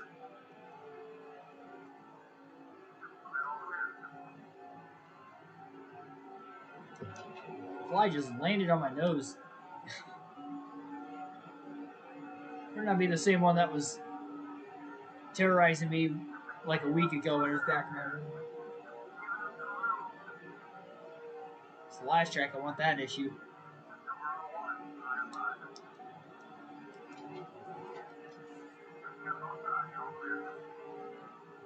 So Nemechek a lap down just like Dale Jr. At least one lap down. I think currently Auto Club's a lot better than Michigan, but Michigan's very close to being back to the way it was grip level wise from the late 20s. I'd probably say the late 2000s. It's getting close to that. Winters are a lot harsher in Michigan, so although it's taking a little bit because of the technology with repaving tracks and stuff like that, not going to take as long as, say, what it's been taking from Charlotte. Where they have a little bit warmer weather, a lot bit warmer weather year-round. Boy, Sadler practically blocked Johnson in the wall. Johnson just kept going up instead of lifting. That's why he ended up putting himself in the wall there. Sadler with another block to the inside. Johnson underneath him already.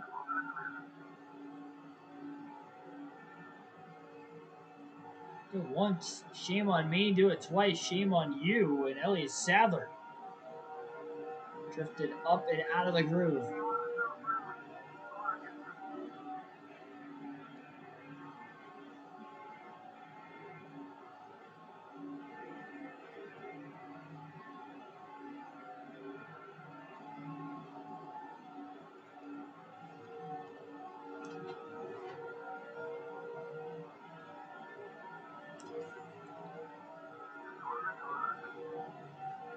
Johnson passes McMurray for position. Slingshots to the outside on Bobby Labonte.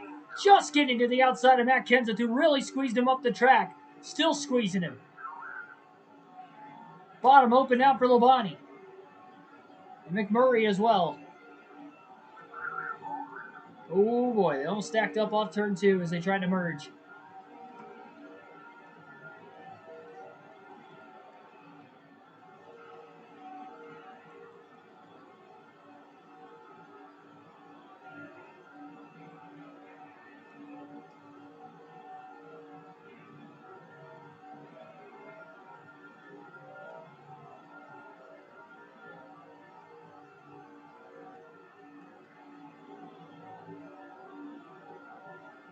$40 laps to go now in the Aaron's 499.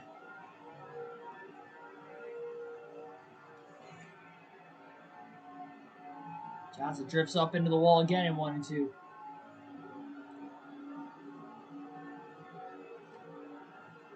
Has to hang on. Does not want to repeat in another bad finish like he had in the Daytona 500 this year.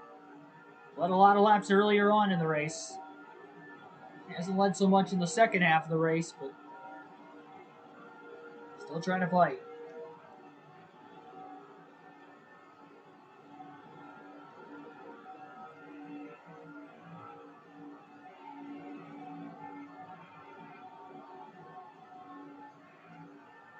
$39 to go now for the Rocket Man, Ryan Newman, who tries to get his first win of the season. Jeff Gordon in second right behind him. Johnson finally to the inside of Bobby Labonte. That is for 6th. Kevin Harvick in the outside lane as well. Kenseth is caught up. Rookie Casey Kane for the second race in a row trying to get his first career win. Kane had a close third place finish at Martinsville. Actually in second with 2 laps to go in that race. Johnson to the inside of Gordon for 5th. Clear, clean pass. Johnson going to try to go high. Newman has just lost the lead, by the way. It is Kevin Harvick out in front of the pack. Johnson to the inside of Kenseth.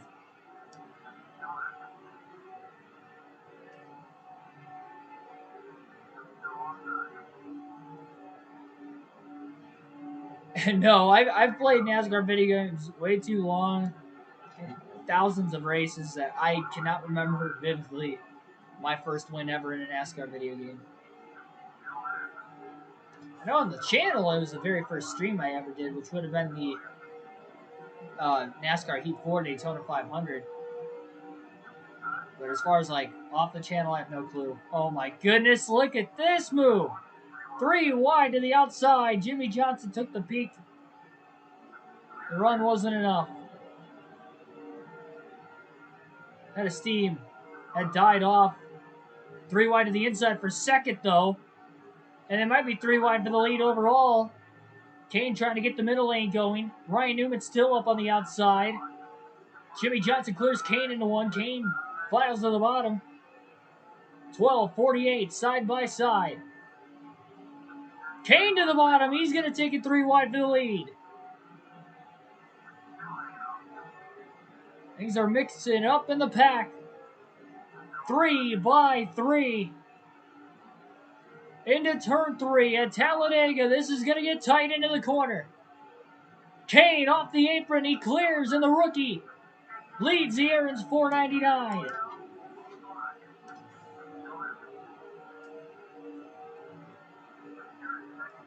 Johnson clears Newman for second in the tri-oval. Does anybody have anything for the rookie Casey Kane? Johnson trying to get a run on the back of the 9.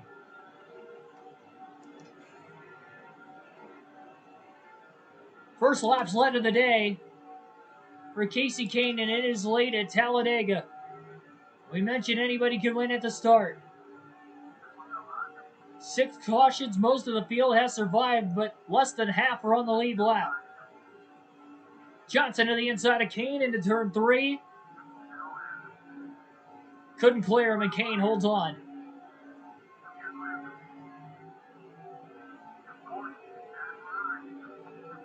Some cars inside the top 10 are pitting. Window is open to make it on fuel to the end of the race.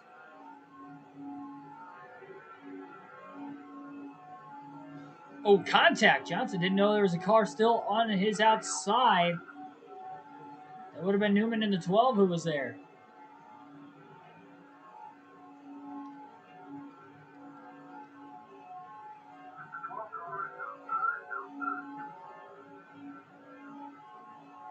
Newman still on the high side. Johnson down low. And all clear. Jimmy Johnson back to 5th. Contact between he and Newman really shot these cars a little bit further back. Only 2 cars hit pit road that time, but I believe they were both on the lead lap originally.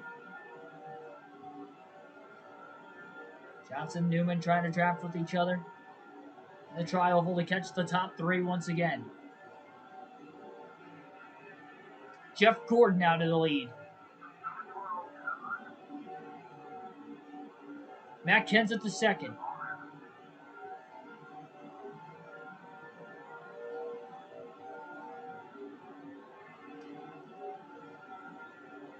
NASCAR Heat 2000. Oh, geez. John Andretti at Dover. That's a memorable one right there.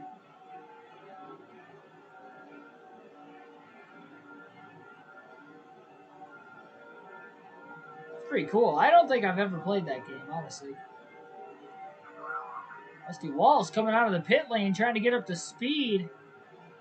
Oh, we got more cars on the inside of the racetrack trying to get up to speed as well. Look out, Ricky Craven. Down low, Johnson still on the high side. He's got Casey Kane underneath him. Ryan Newman still there. Now he'll drop in line behind Newman. Joe Nemechek coming out of the pits. Rusty Wallace just fell a lap down. His first car lap down. Johnson has another big run down the back straightaway. Little contact with Casey Kane. That got a little close. Almost got into the wall as well.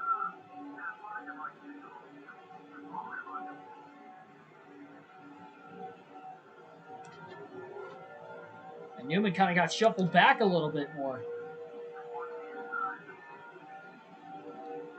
Massive run for Jimmy Johnson. Nowhere to go, though. He's boxed in. Kenseth underneath him. Wallace on the high side. Up the middle goes Johnson between Wallace and Kenseth into the corner. He clears Wallace. Drift back up into the upper lane. Kenseth still underneath him. Trying to get a draft now off of Jeff Gordon off turn 2. He's clear to the inside. Johnson for the lead. Slingshots his teammate Jeff Gordon into turn 3. And all clear. Kenseth back to the bottom. Gordon trying to get the run up high. He's back on the outside of Jimmy Johnson again.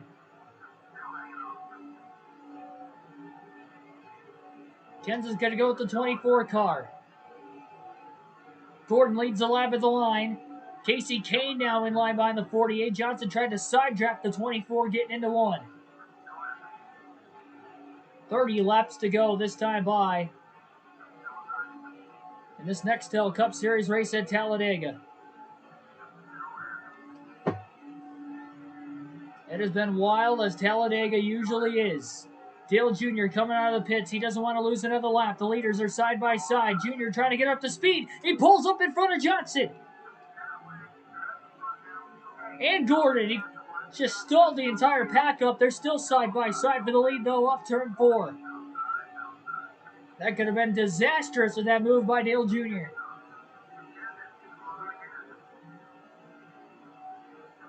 Lap cars coming out of the pit lane. Johnson has just clinched the most laps led with that lap led at the line as Gordon falls in line behind him into turn 1.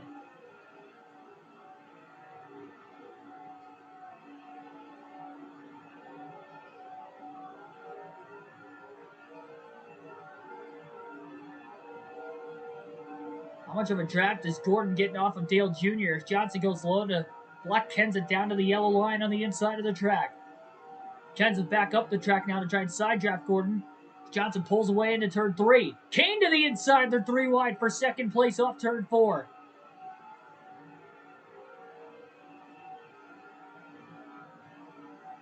Gotta give the rookie Kasey Kahne some love tonight. The moves he has pulled off here in the final 50 laps. Putting himself in the top 4 with a shot to win. Kenseth trying to run the 24 wide with a block. He's cleared. Kenseth open up the bottom for Kasey Kahne in the 9 again. And they're side by side down the back straightaway for second. Dale Jr. under pressure. Tires starting to pull away. Lap car Dale Jarrett trying to get up to speed. Johnson going to use him as a little bit of drafting boost. And Kasey Kahne is going to dive on the pit road. So Kahne into the pits. Lap cars on the inside of the racetrack. Leaders make their way off.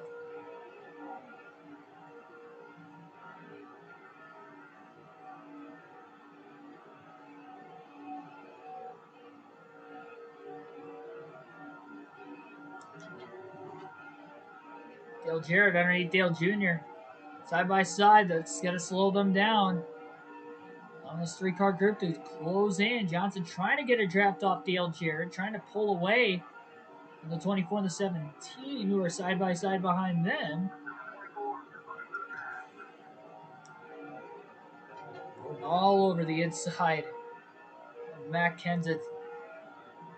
Johnson opening up a lot of bottom. Jarrett just cleared Dale Earnhardt Jr.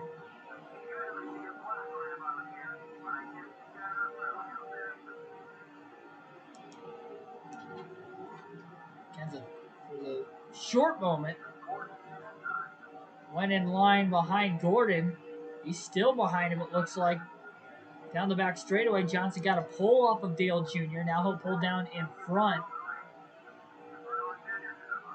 of Dale Jr.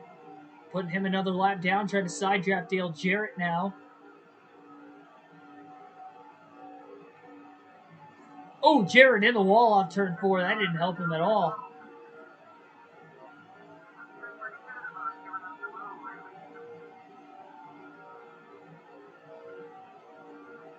Caution!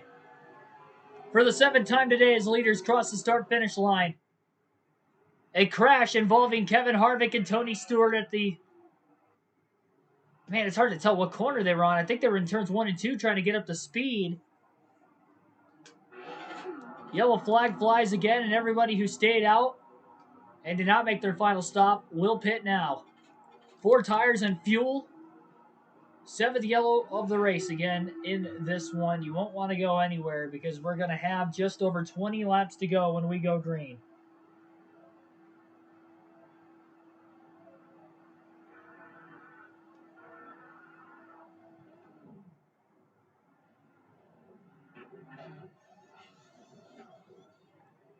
This is the money stop for these crews on pit road.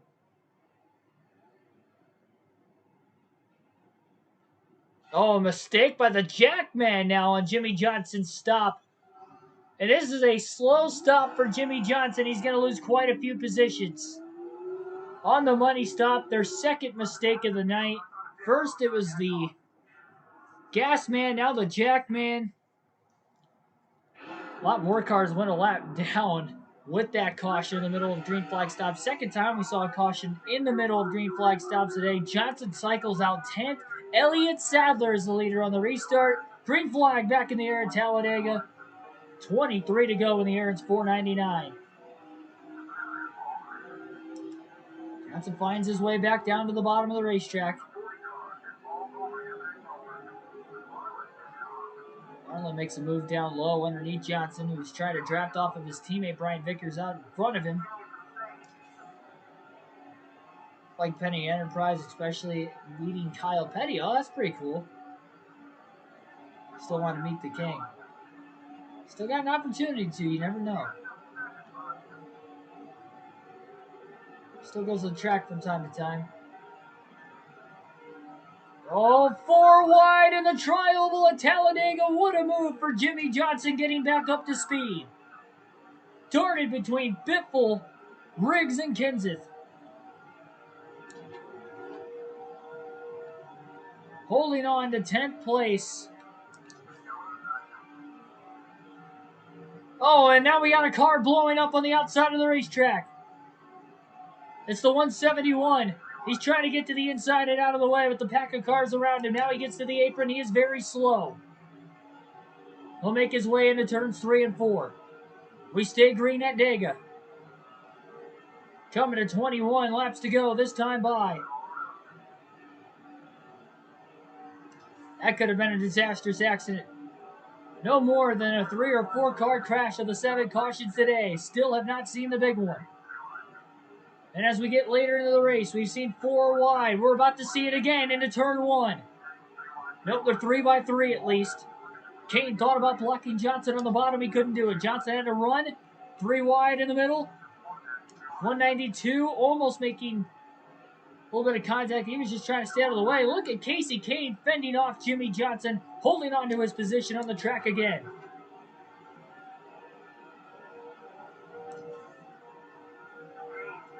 Johnson shoots to the outside of Kasey Kahne, drafting off of Ward Burton.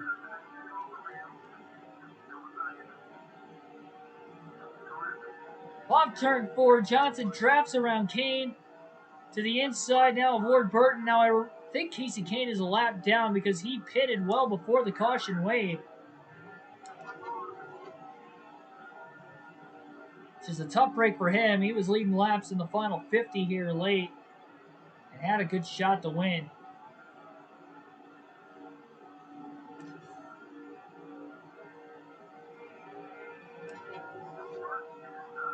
Johnson side drafting Jeff Burton. That was a pass for 6th. Down the back straightaway, Harvick looks to block. Huge run. Wasn't going to be blocked by Johnson. 3 wide into the corner. Johnson clears both McMurray and Harvick, and he's up to 4th. Tony Stewart, who was just involved in the last yellow, as well as Harvick himself, are still in it. Stewart's been involved in 2 yellows tonight. Oh, contact off turn 4. Stewart tries to block Johnson. That stacks him up a little bit more. 19 laps to go. Jeff Gordon leads the pack. Johnson to the inside of Stewart for 3rd. Daytona 500 winner Elliot Sadler's going for the lead. Sadler to the inside. Johnson's going to put him 3 wide middle down the back straightaway.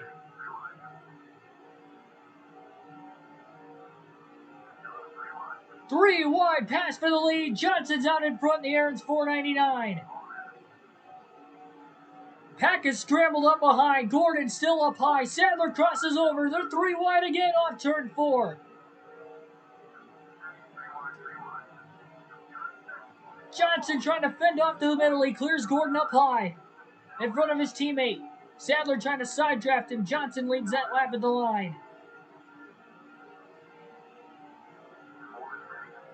And now Harvick goes 3 wide to the inside, and he'll take the lead. Everybody fighting hard and trying to hold on to the line. Johnson's in the wall, brushes it off turn 2. Nothing major, they're still 3 wide. Stewart's down low. Gordon going to try to go behind the 20. Johnson, after scraping the wall, fends everybody off for 2nd. He gets to the right rear corner panel of Harvick for the lead into 3. But has to slide in line now between Stewart and Harvick in 2nd place. The run wasn't enough. That wall scrape off turn 2 costed him a chance to maybe get to the lead. Harvick goes low. Johnson swings wide. Trying the high side again. He'll side draft Harvick to the line. Kevin Harvick led that last lap. 17 to go. And again, Johnson ducks in between the 20 and the 29.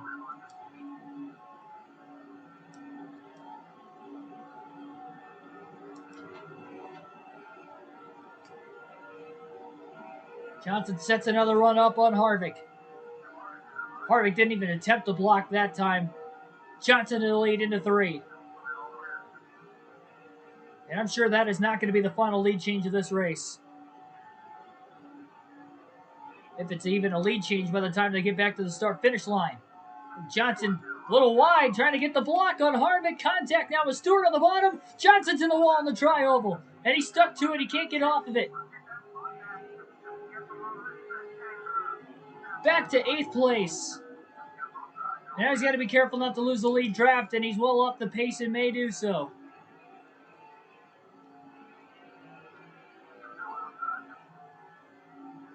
Too aggressive with the block on Harvick. He put himself in the wall.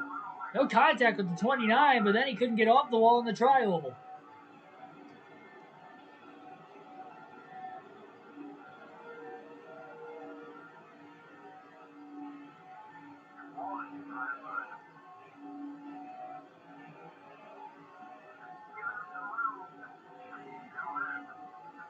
I'm sure Rusty Wallace is a lap down. Johnson kind of stacked this pack up.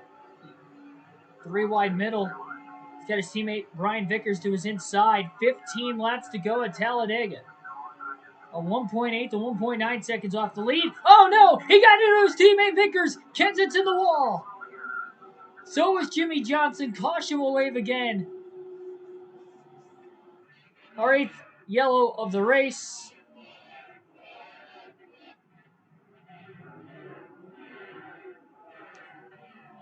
Another one stacking the field up.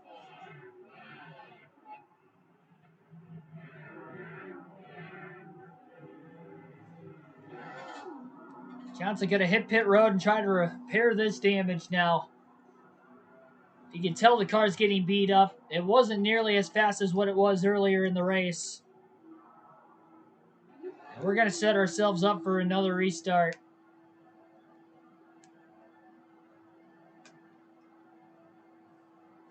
Cautions breeding cautions in the late going at Talladega.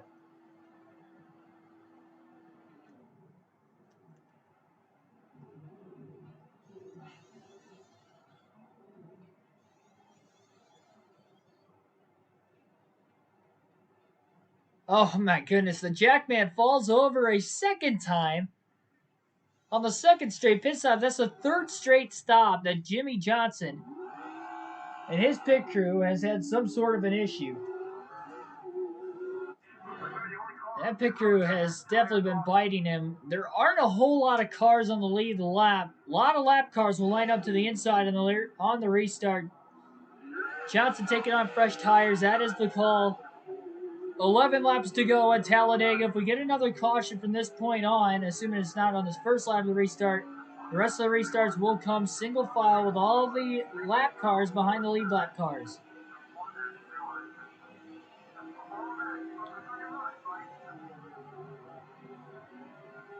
But he's trying to get up to speed.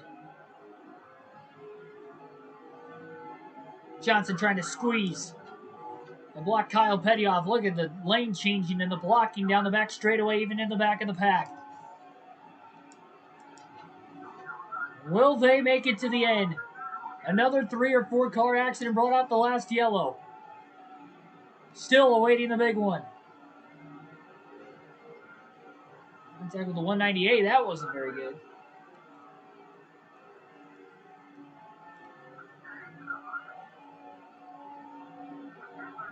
Ten laps left in the Aaron's 499.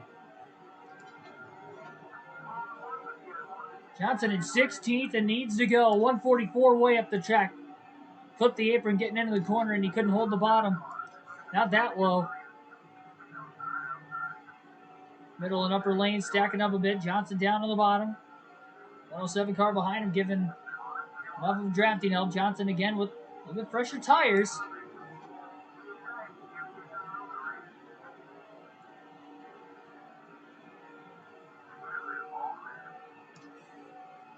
Three bad pit stops tonight has not helped. Johnson 14th.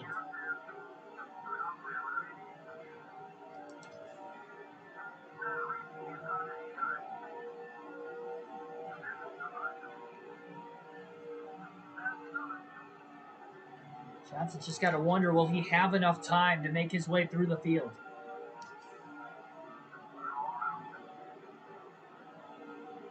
Johnson trying to get around Newman, trying to shake him.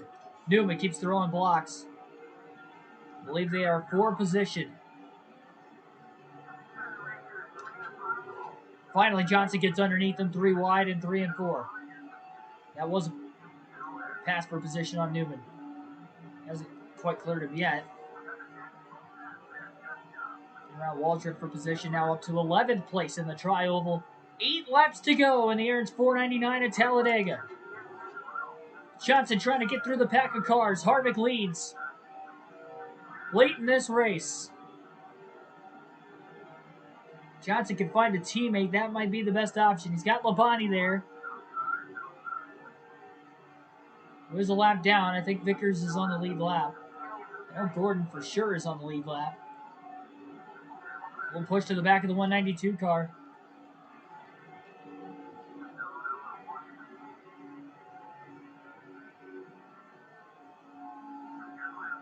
Actually stacked Johnson up quite a bit getting into turn 1. Bonnie gets back around him again.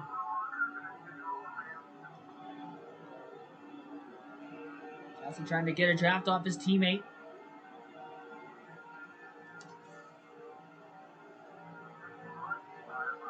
Slingshots back around the 5 car. Cars are getting a little more strung out towards the front of the pack. It's Mark Lockhart in the 192. I'm not sure if he's on the lead lap or not. Johnson trying to get underneath him. Lockhart's a lap down right now. He's still trying to block Jimmy Johnson. Johnson underneath his teammate Vickers. 3 wide getting into the corner. Johnson back inside the top 10. Vickers now outside the top 10. Johnson down to the apron for a moment off turn 4. Into the Tri-Oval, 3 wide underneath Bobby Labonte and Jeff Burton.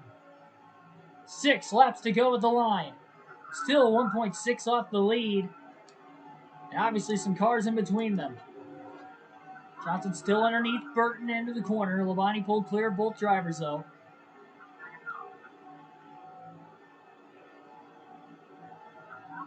Johnson still drafting the 18. He's going to give Jimmy a big run down the back straightaway.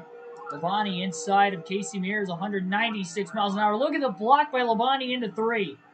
Johnson's all the way on the inside of the track. Contact up the racetrack, clearing Labonte. The contact stalls those cars out.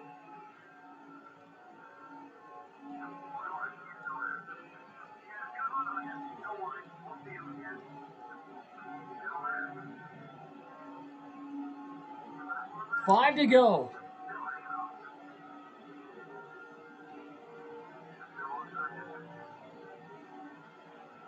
Cup Series will not end under yellow in this game. 1 green-white checker attempt is necessary, and no cautions come out in the final lap.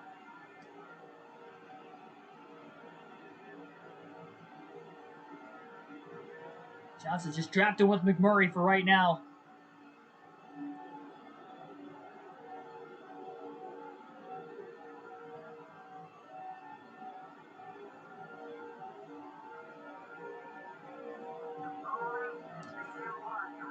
Let's take the dive under the 42.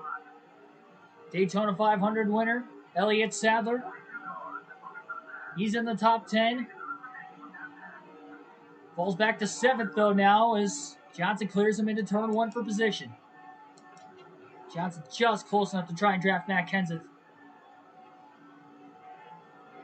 I think the pressure tires will allow him to pull to the 17 car. He's got a massive run now behind Kenseth down the back straightaway. Johnson's going to have to draft with the 17 and Kenseth, and they're going to have to try and catch the top 4 cars ahead of them. Not sure if there are any lap cars up there with these top 4 lead lap cars, but we'll see.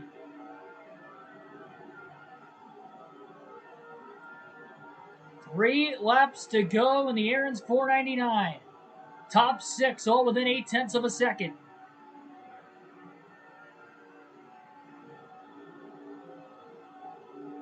Top 4 are 2 by 2. Harvick remains in the lead and has led every lap since the restart. Somebody's pulling down low to try and make a pass. Johnson, meanwhile, going to make a pass on Kenseth down the back straightaway to move himself inside the top 5. Trying to drop behind rookie Casey Kane, who has found himself back towards the front again. Somehow, some way, he is on the lead lap. From a lap down to getting the free pass during probably one of these last two cautions. And now inside the top 5 late. He's got a fast car. He's kept it clean. Harvick, who was involved in an accident today, leads the race. Johnson involved in 2 accidents today, one in which he had started, is leading the race. Tony Stewart gets to the lead in turns 3 and 4 with Gordon and Harvick side by side. And now with them side by side slowing each other down with the side drafting, it's Johnson who goes 3 wide. And Jimmy carries a gigantic run to the inside of Stewart. And actually, Gordon pulls down behind the 48 to help his teammate and get to the lead. Stewart gets a run off the high side. Gordon gonna try to go 3 wide to the bottom. 3 wide for the lead of Talladega as they come to the white flag. No cautions on the final lap. The checkered flag will be the one that ends the race. And will these drivers make it to the finish? Johnson clears Stewart up high, but Gordon is clear of everybody down low. Kane up the middle following Johnson, and he's going to have a shot at third. Johnson trying to get a run under his teammate. He's got the run. Off of turn 4. The checkered flag will be waving as Johnson blocks Jeff Gordon. He is all clear. Gordon trying to go low. He is there.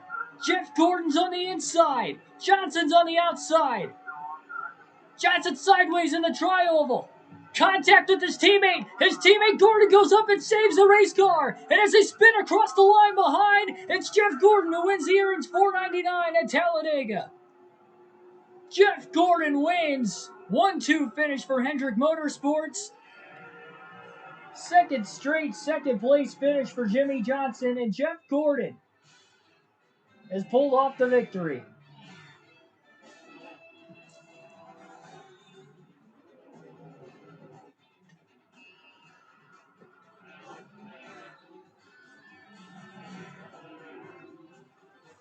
Man, I swear every time we finish second in this game, it's by a close margin. We never seem to win the close races.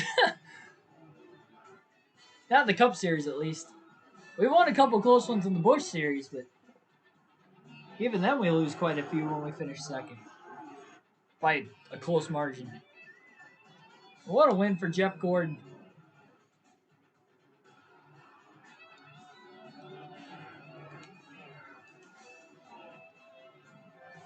Jimmy Johnson leads the most laps today, getting 10 bonus points, 73 laps led for himself.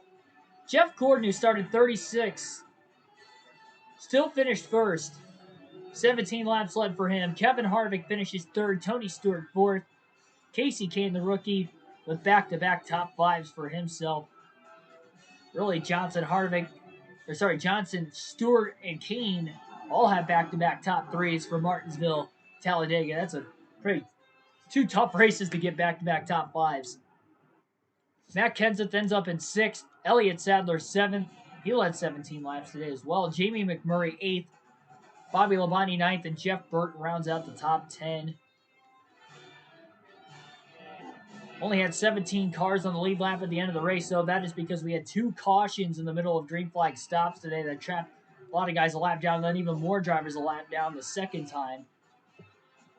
And as far as our DNFs go today, Ricky Rudd, Casey Mears, Jeff Green, Kurt Busch, and Thomas all DNF'd in this race today. 4 DNFs. Sorry, 5 DNFs. Yeah, 5 DNFs at Talladega. Doesn't matter where you start, it's where you finish. Indeed. I was trying to side draft Gordon into the tri-oval, made contact with him, and that just stalled the momentum out. And then when we lost the momentum, I was just trying to block for a second, and I about spun myself off of Stewart. Stewart ended up losing a spot because of getting stacked up when I made the block on him. That was not clear. But Jeff Gordon goes on to win And I'll have to pull it up real quick.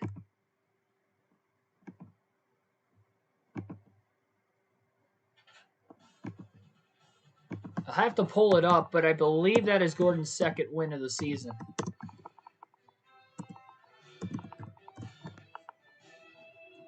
Gonna double check just to make sure. Next race is the Auto Club 500 California Speedway. We're gonna try to run the NASCAR Heat 5 race tomorrow night at Texas on the NASCAR Heat 5 career mode.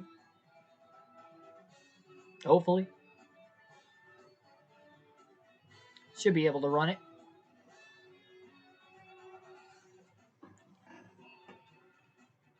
So 2 races, and then we get to the All-Star race on the channel for NASCAR Chase for the Cup 2005. Super chaotic race indeed. 8 cautions. Second straight race in this season where we've had 8 or more yellows. This one was a lot more spaced out than Martinsville. We had 10 cautions at Martinsville, but 8 of them were in like the final 200 laps.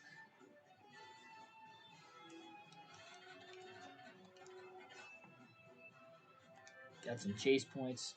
Have to check the standings.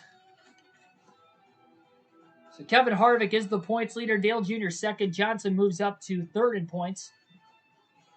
Jeff Gordon with the win, up to fourth. Ryan Newman fifth. Bobby Labonte sixth. Tony Stewart seventh. Casey Kane eighth.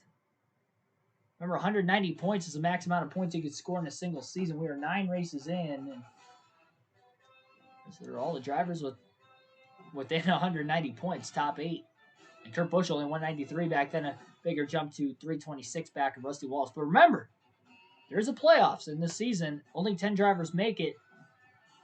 So although there's a big gap saved from 9th to 10th, Rusty Wallace has the final spot by only 2 points over Elliot Sadler right now.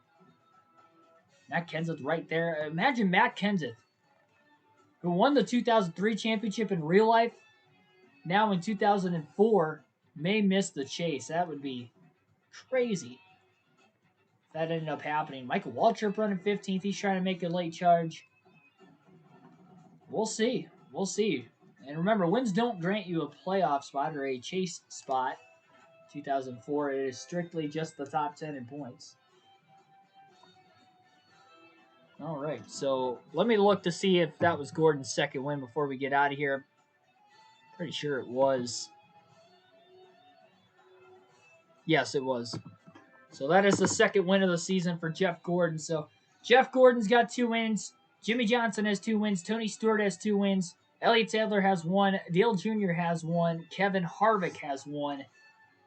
Through the first 9 races of the season, 6 different winners. Thanks, everybody, for watching. Like, share, and subscribe for more daily NASCAR content. NASCAR Heat 5 career mode at the Texas Motor Speedway tomorrow on the channel. 500-miler there as well. Not sure when our start time will be because I have to work tomorrow. I'll try to do it whenever I can, I guess. I'll see you guys then. Thanks for watching.